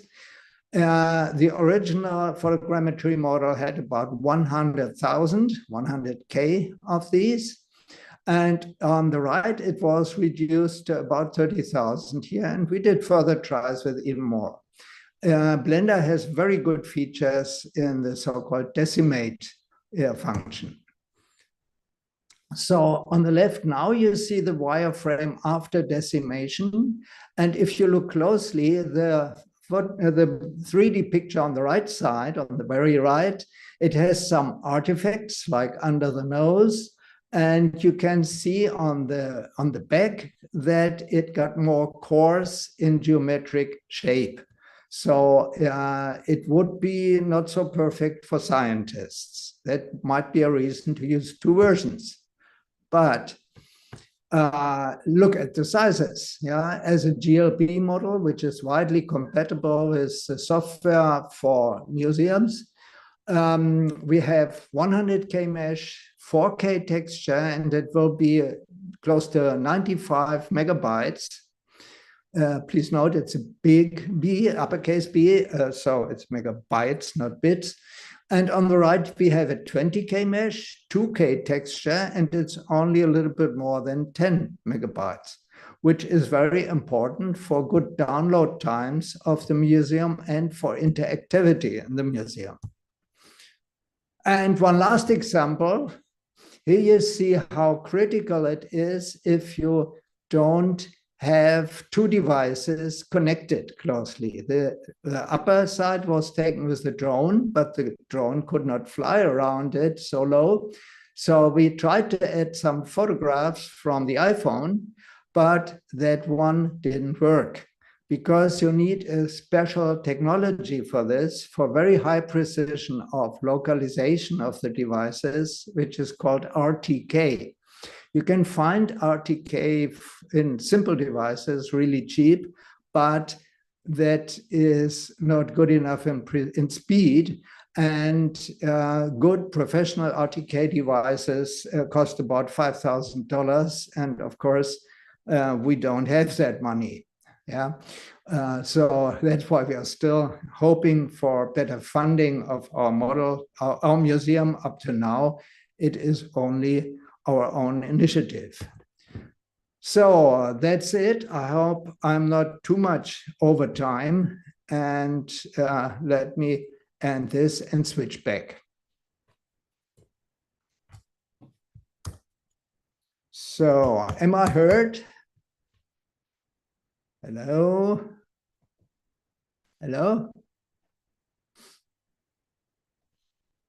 I can hear myself. Okay. Do you hear me? Yes, terima kasih, Prof. Uli. Thank you very much for describing all of the steps. Ladies and gentlemen, we are very lucky from Prof. Wan, Prof. Uli. We had the experience to see the behind the scenes of MUMIND. So we are looking forward for 2025. And I was surprised about the funding. Yeah, that is indeed a big effort, but I'm optimistic because Yes. we have a good product, we have good argumentation, and this has multiple perspectives. Mm.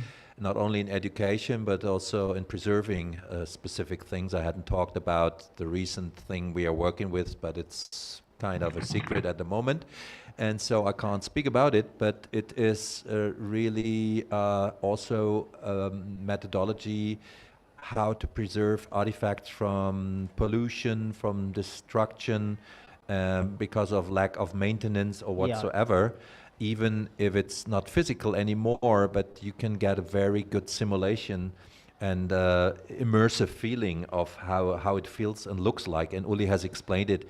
What are the requirements and prerequisites to have a good quality that stands with the standards of scientific research and not producing something that looks like Hollywood or Yes. something, you know, that it is very important that we really have trust again and that we have a true result which is proven and not artificial.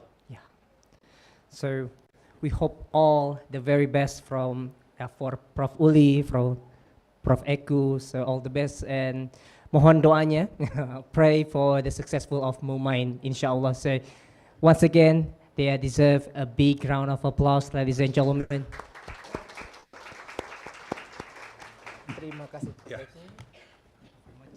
Terima kasih kembali. Sama-sama. Well, ladies and gentlemen,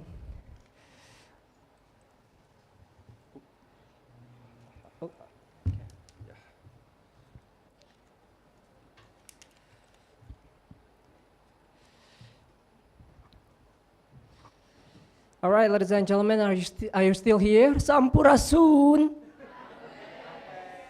Sorry, my voice is just breaking. Sampurasun. Thank you.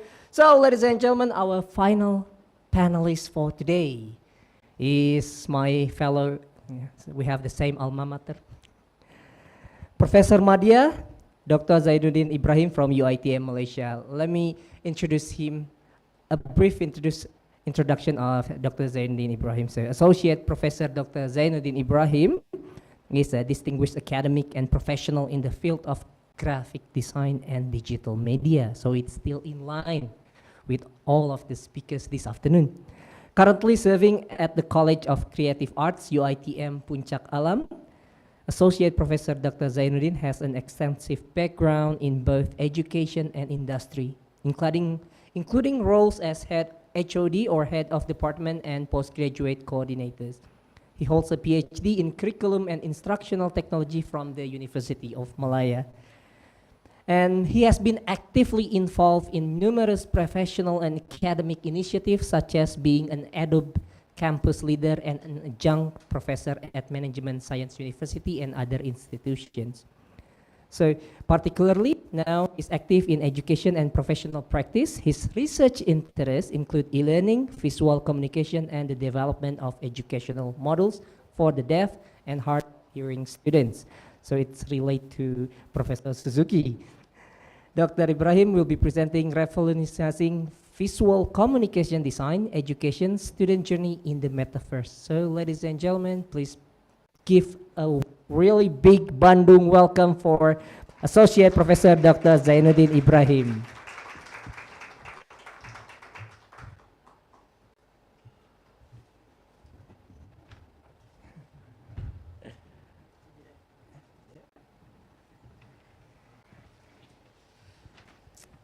Selamat datang, Prof. Selamat.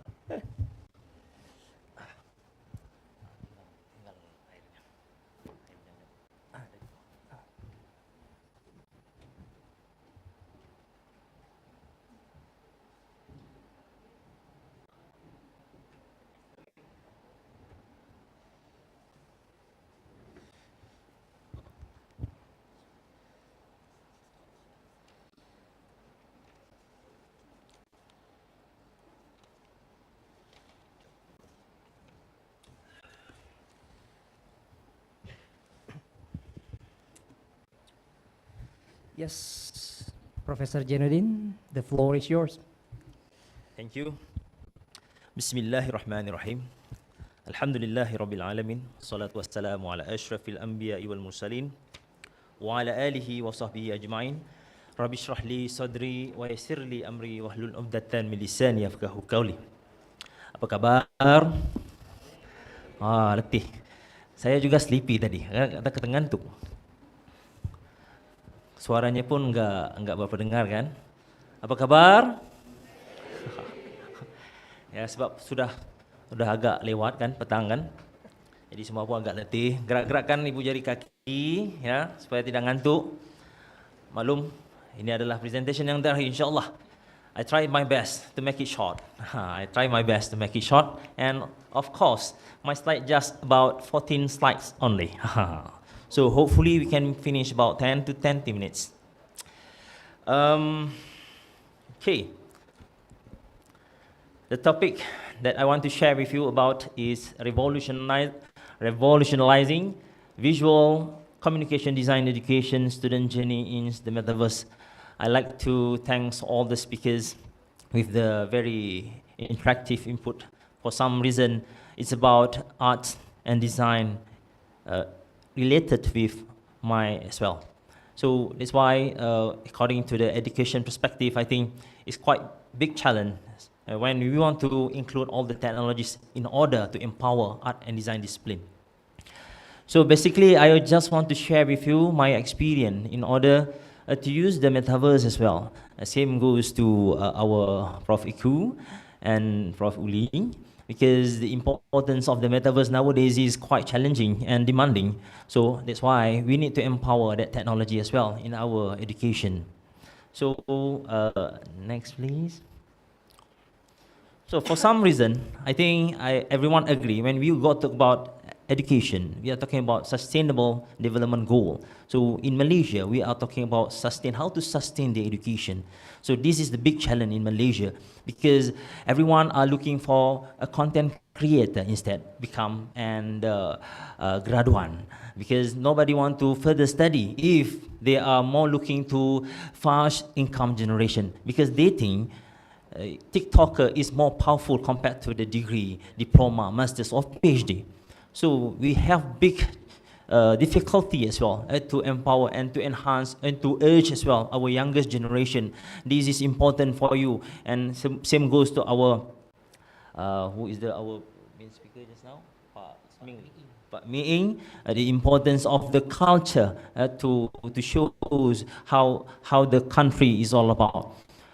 So next, the important part is education. In education is about Industrial Revolution 4.0. For some reason, we need to empower all this technology. Artificial intelligence, is a huge thing.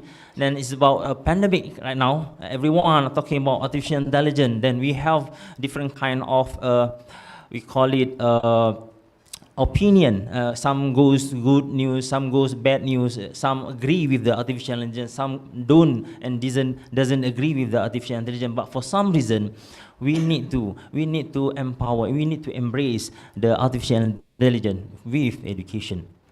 So in my case, we are using some kind of virtual metaverse platform, which is Eon Reality, which is quite similar with Frame and Spatial I/O if you are familiar with VR software. So I would like to suggest, if you have time, and to download the application.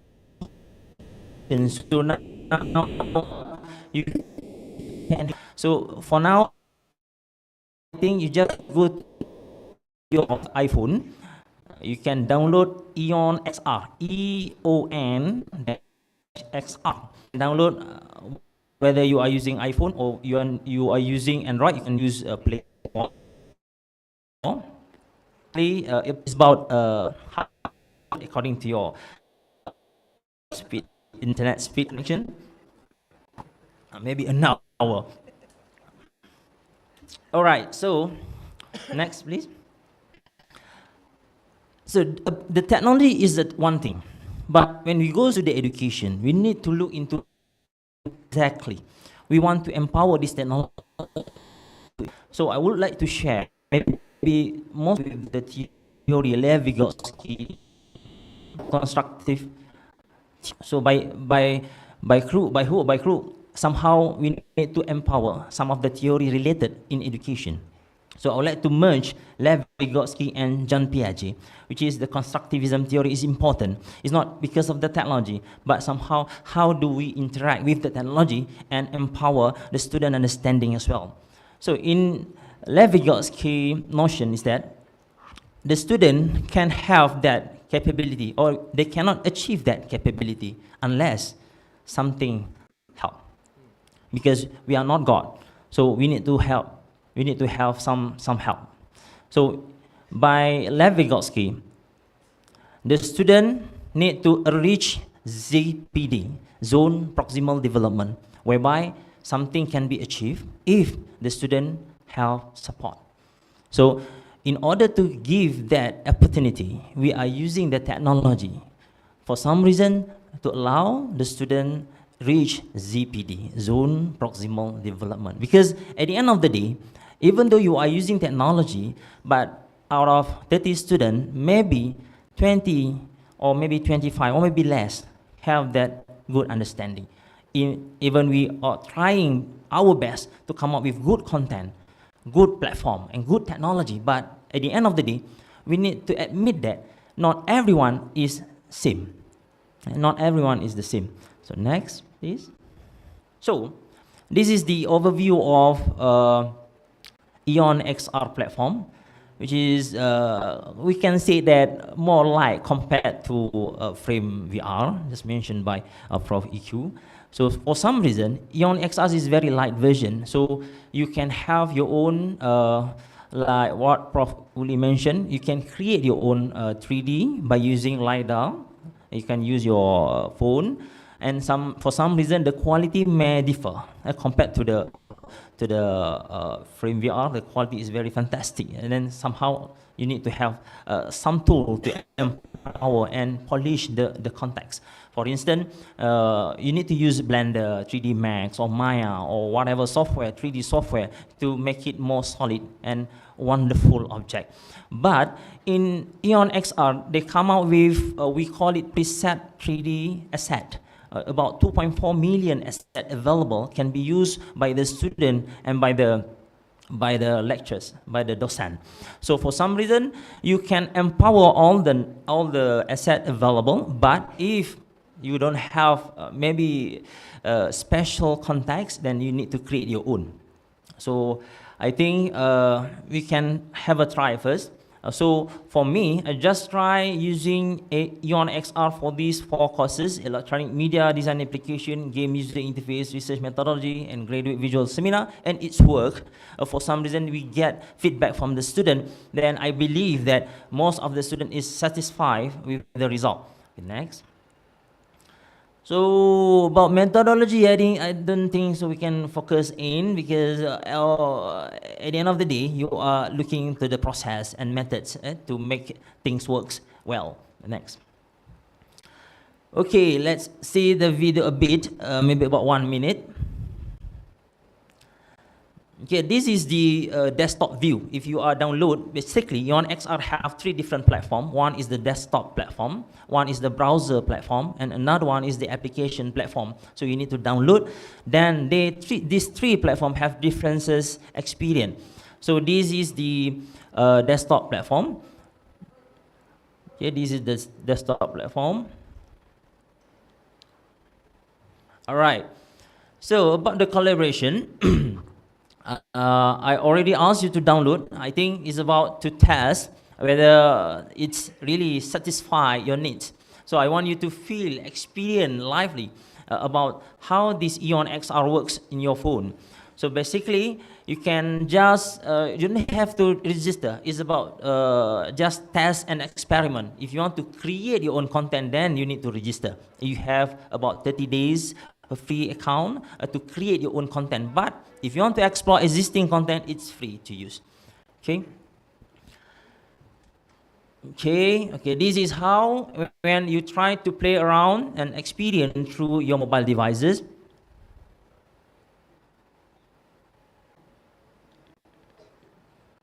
Actually, they have sound, yeah. Wait, no, back again. Again, back, back, backward, left. Don't have sound, Louder, make it louder. Audio. Volumenya, mohon.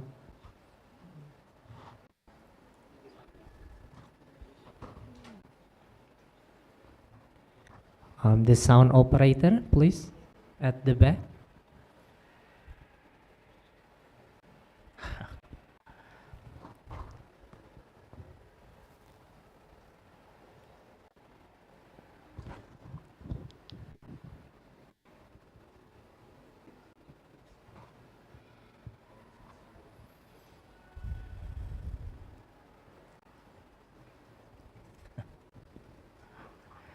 Have you tried? Loading, yeah.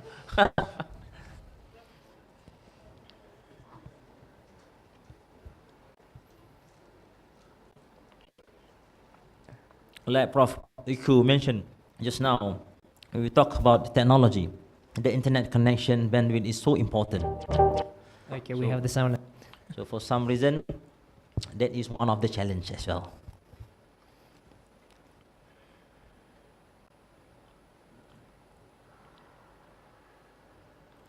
Throughout the game, a color scheme is selected to enhance the overall aesthetic and convey important information.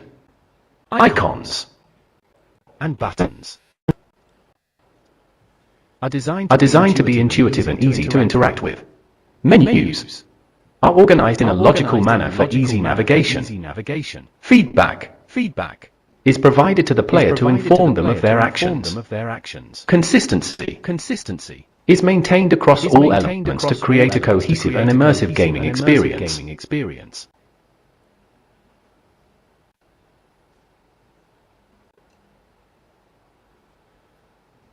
Okay, I think we can go to the next slide.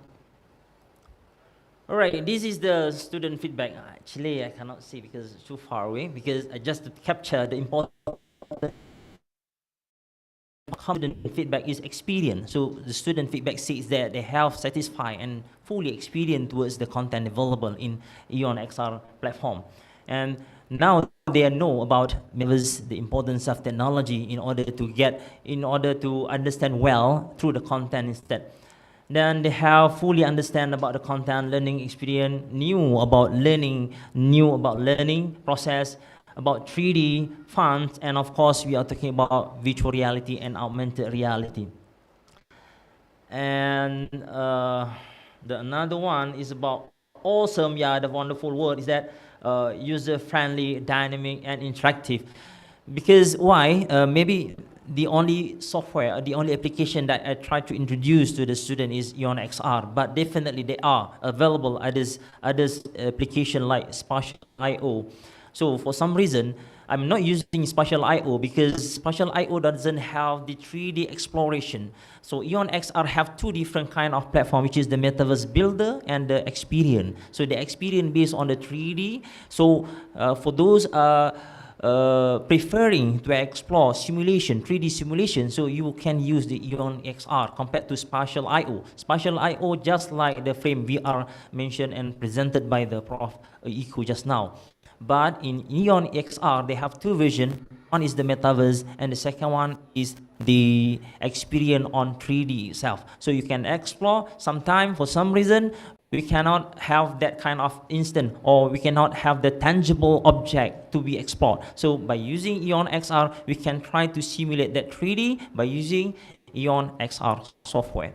For some reason, you need to create that 3D object as well, but for now, maybe for instant 3D creation, you can use LiDAR camera as well. Okay, next. All right, so the technology basically is not for everything, because we believe that the technology is just the complementary, because we need to maintain with the traditional or conventional method as well. Because that's why I said, according to Felder and Solomon, they think that the differences of the student, that's why we need to have different kind of students and Solomon, they have 4 different styles we need to embrace. Because when we try to get something in visual, for some reason, most of the students really look into the experience compared to the visual only or audio only. So according to these 4 dimensions, we need to empower each dimension. For some reason as well, you need to ask the lecturers, ask the student to identify. In my class, first class, you need to test your learning style first.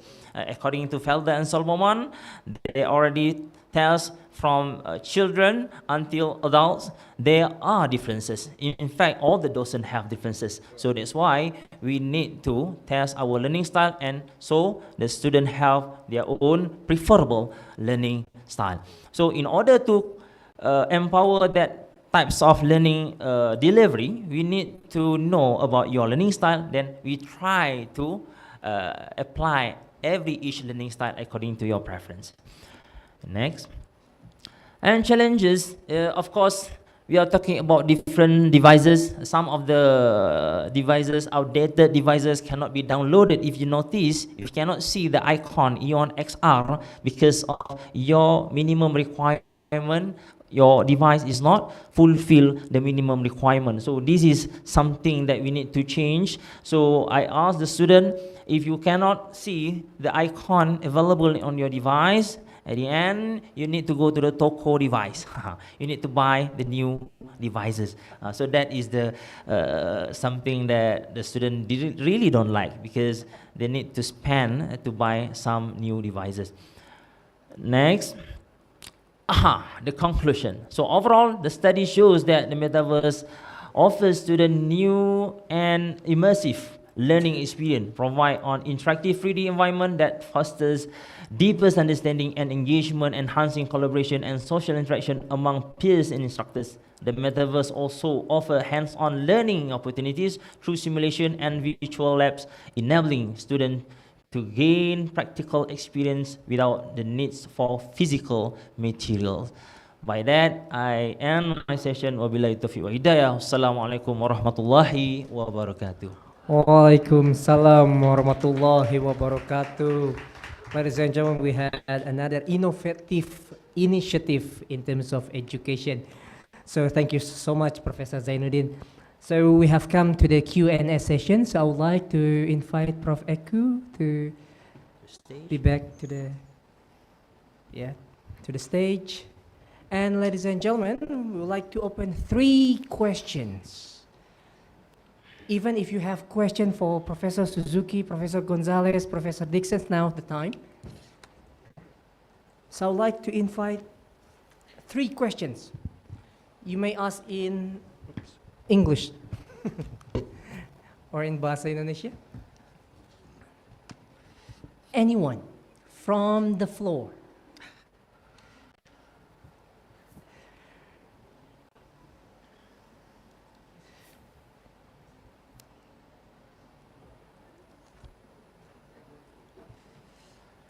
Yes, please, Prof. Suzuki.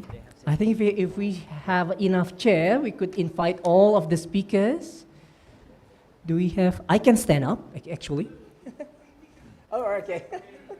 How many? All right. Any questions? How many museums do you have in Bandung? Do you know? Geologi, Sri Baduga. That's it? Okay. No, it was just a fun question. Museum UPI.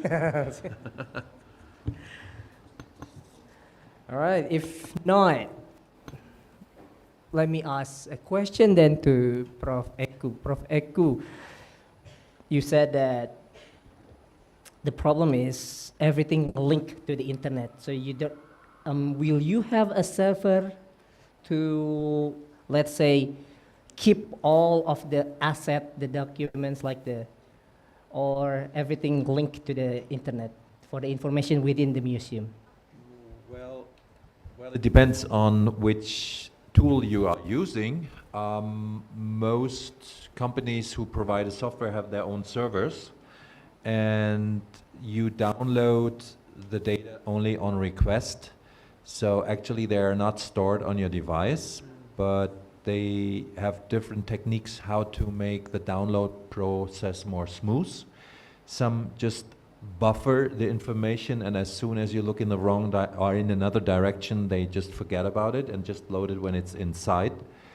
Others load them just per model, like frame. You have to wait depending on the size, and if it's too large, that the upload of the data is not completed, then you cannot access the scene. So that is really kind of a measurement, and it depends on a good bandwidth. Nevertheless, I mean, that's one of the challenges for the designers to cope with it. I mean, when the internet was new, we also had to cope with the quality and bit depths. And I remember, as we were talking in between with the lectures at lunch, that limitations sometimes improve innovation and creativity, because when we started to work with 8-bit some 35 years ago, we even find ways to display anti-aliased text and other things. Even Photoshop was not invented. And so far, it is also sometimes the cleverness of some designers to find out workarounds, or I would say kind of visual hacks, because it's like with a magician. They want you to look here while they're doing something here. So sometimes it's also the same as a cinema. You don't have to have attention like in Hollywood movies in every corner of the screen. I mean, you must watch the movie maybe 5 times to see every detail. So it's kind of a balance, what's possible, what's necessary, and how much you need to be immersive and persuasive with the result and the outcome. Okay, so ladies and gentlemen, who probably we know that Indonesian bandwidth is not that speedy, but yeah, like Prof. Eku said, limitation opens the door for innovation. So, anyone else from the student? Yes, please. Do you have any microphone over there, or would you like to shout? Okay. Excuse me, ma'am, could you please pass the microphone to me? And for your information, tomorrow in this room at 9 a.m., we will have another lecture, another general lecture with Professor Eku tomorrow, besok. So, be here. Thank you. Yes, please. Thank you for giving me the opportunity to ask. This is more so a question for Professor Zainuddin on the, I guess, the use of EonXR. Any other professor can also chime in. I think we're all, I guess, familiar with what short form content is, right? Like TikTok, IG Reels. Does EonXR encourage this short form content where in studies it has proven that it has broken our attention span? Or does it try to revitalize our original attention span, where in lectures where we used to write down on notebooks, etc. Now we can't even sit in the lecture for at least 5 minutes. Does EonXR try to revitalize, or does it lean into trying to hop in the trend of short form content? Thank you. Okay, thank you for the question. Basically, in Malaysia, we are trying to come up with the new curriculum called flexible learning and ODL, open and distance learning. So, EonXR could be one of the alternative way in order to have kind of pedagogical thinking, pedagogical approaching. So, for some reason as well, yes, I can say that the proven on EonXR by education, because actually this application is not created in Malaysia and also not created in Singapore, but it's created in US.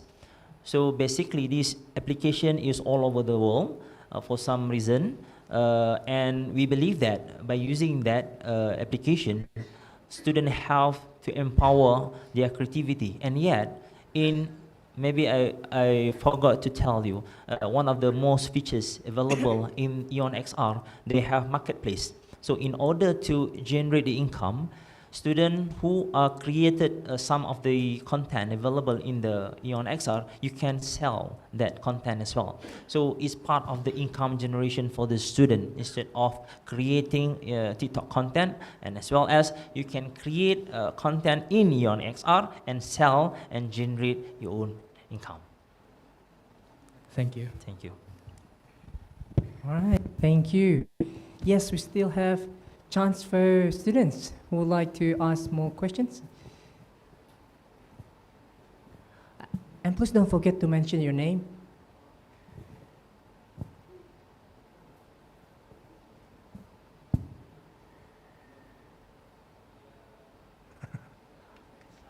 Shout it, okay, you may try. Your name, yeah, and your department. Harris? Harris? Harris, oh, Harris. Oh, yeah. Communication design, visual. Okay, Harris, thank you. So, I see, who's next? Actually, someone texted me this morning to ask Professor Dixon and probably Professor Joseph related to how much digital is today in digital performance, how much the proportion between digital and the involvement of the human themselves. So I think we can, to Professor Joseph and Professor Dixon, how much for today's AI era?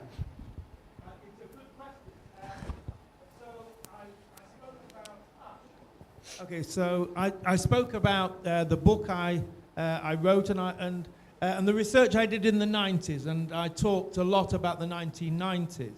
I think that was a golden era because it was new, everyone was using it.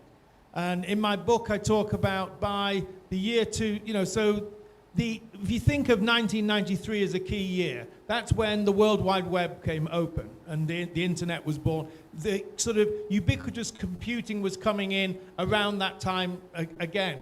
Then in the late 90s, all theater and dance companies seemed to be using something or be interested in it. So you might say that by the year 2000, particularly in experimental theater, not so much mainstream, but in the kind of the big ensembles that were working and so on, maybe I would suggest maybe 40% or so of companies were involved in using digital technology. So, as part of their shows, they would have projections, they would have body sensors or motion capture, and so on. But then I reflected that as we went into the millennium around 2002, a lot of these companies who'd been the pioneers, they'd started as more physical, just real performers on a stage, they got bored with it and said, let's go back to the body and back to the real. So actually, from that golden arc, it dipped. And I think now it's starting to come back a little bit. It never went fully away, but it went away. Maybe only 20% of companies were interested or were as interested in the digital, the use of digital. So it maybe went down to 20%. I think now with AI and certain new developments and some, it's also about 4K and higher resolution that you can get better effects on stage with screen projection and with giant LED screens. Again, cost came down. That's important. When cost comes down, more people use the technology and the new screens and the new kind of high-res. And Bob is probably telling me to shut up. I've said enough. I'll maybe hand over to Joseph Gonzalez to reflect. But I think it's coming back again. And with AI, that's a whole sort of new thing. That's fresh, so people are coming back. But maybe I'd say 30% of theater and dance companies are using technology regularly. Thank you, Prof.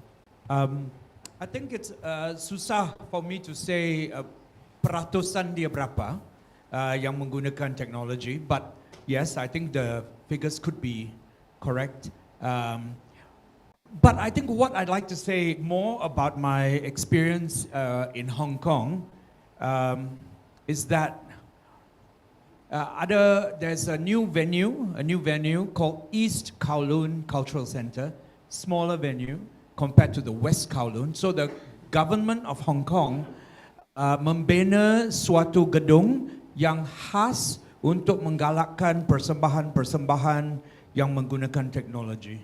So, but all the performances are smaller performances, fewer people, but they actually have dedicated a space for experimentations using technology. That's great. And also they have what they call like for dance festivals in a conventional way. The New Vision Dance Festival in Hong Kong also promotes the use of technology, and they invite choreographers who use technology to apply to participate in those festivals. And as I was talking about screen dance earlier, they have a festival for screen dance called Jumping Frames. So these festivals, venues, encourage performances that use technology. However, I must say that the conventional performance spaces of a cultural center that has the performance of the huge ballet companies in the world like American Ballet Theatre or New York City Ballet, when they come to Hong Kong, are completely sold out in a 2,000-seat theater. Whereas a technology performance might only have 20 people in it. So you can see the scale of the audience juga berbeza. So the persembahan konvensional seperti persembahan klasik ballet masih mempunyai daya tarikan yang lebih tinggi untuk penonton-penonton daripada penggunaan teknologi. So that would be sort of a feedback. Wah, terima kasih Prof. Dixon, Prof. Gonzalez. Yes, please. I have a question. Can I? Or? Yeah. Prof. Eku also has a question. A question and an offer for tomorrow for those people who will attend the lecture. My question is, how many of you ever had an experience in the metaverse with an own avatar, meeting up with some friends or even exploring? Anybody of you? Anybody here in the room? No? No way. Come on. Who's in the partner of games in here? Uh-huh. So at least, I mean, that's very close to games. And so my suggestion for tomorrow's session is, for those people who want to attend, please download Frame VR, check it out. You don't have to download it. Actually, check it out, Frame VR, frame like framevr.com.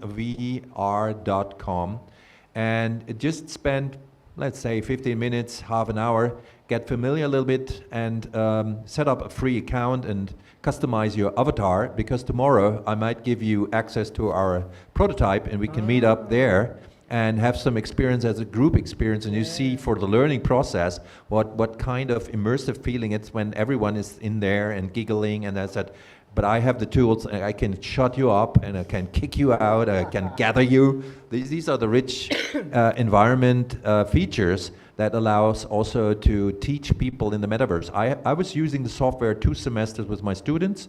In the beginning they were skeptical, this is playful like a computer game, is this really serious? But after 15 weeks of teaching, they said, well, I must say it feels so natural now, because we bring in our ethics, our respect for each other. The avatar's never standing that close with nose to nose. No, you behave like in the real world, and this kind of culture, here we have it, again, cultural heritage, this kind of culture you bring into the synthetic world of the 3D, and then suddenly enriches with human qualities. And then, of course, we know it's a tool for extension, but in the beginning the phone was also a tool where you cannot see the person is speaking and you think, oh, what's that? So it takes adaptation, and we human species are the only species on the planet who can almost adapt to any situation from the North Pole to the equator. And that's our IP, that not like animals who cannot adapt that quickly because they don't have the brain, the capacity, and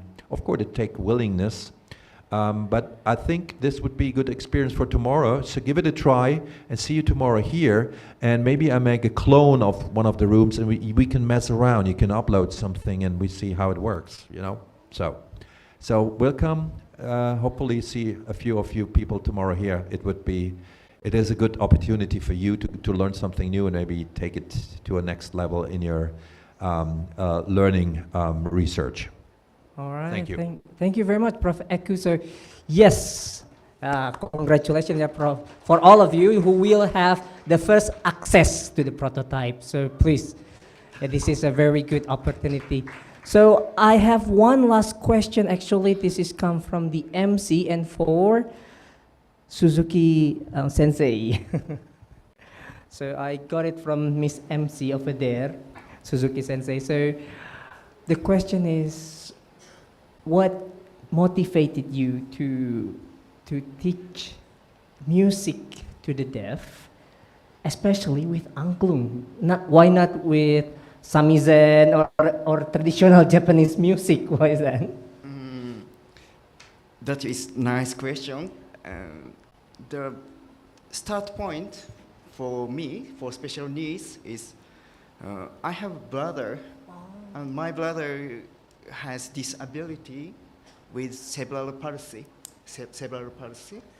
So that is start point. So I cannot explain about my brother because I do not have enough time, but that is my start point for special needs and for angklung. I already made my brother movie and edit. I recording only do, next only re, do, re, mi, fa, sol, la, si, do. And after that, I edit my brother's movie, do, re, mi, fa, sol, la, si, do, and make music. So my brother cannot play angklung by himself, but if we use technology, for example, edit movie, my brother can play angklung.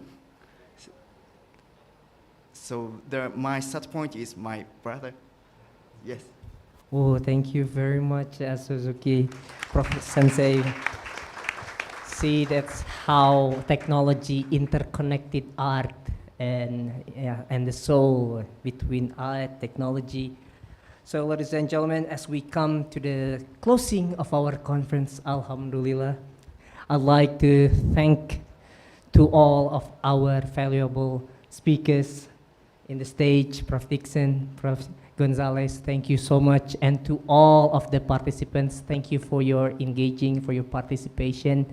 So we are very happy today, and we hope that this conference will be sustained. Yeah, inshallah, we will have another conference in the future. So we hope that it will inspire. What we had today will inspire you with new ideas, the same as our theme, that we generate creativity based on what we had, based on the conflicting ideas that we had today. So once again, thank you very much, and yes, billahi taufiq wal hidayah. Assalamualaikum warahmatullahi wabarakatuh. Thank you very much, and Miss MC, the floor is yours.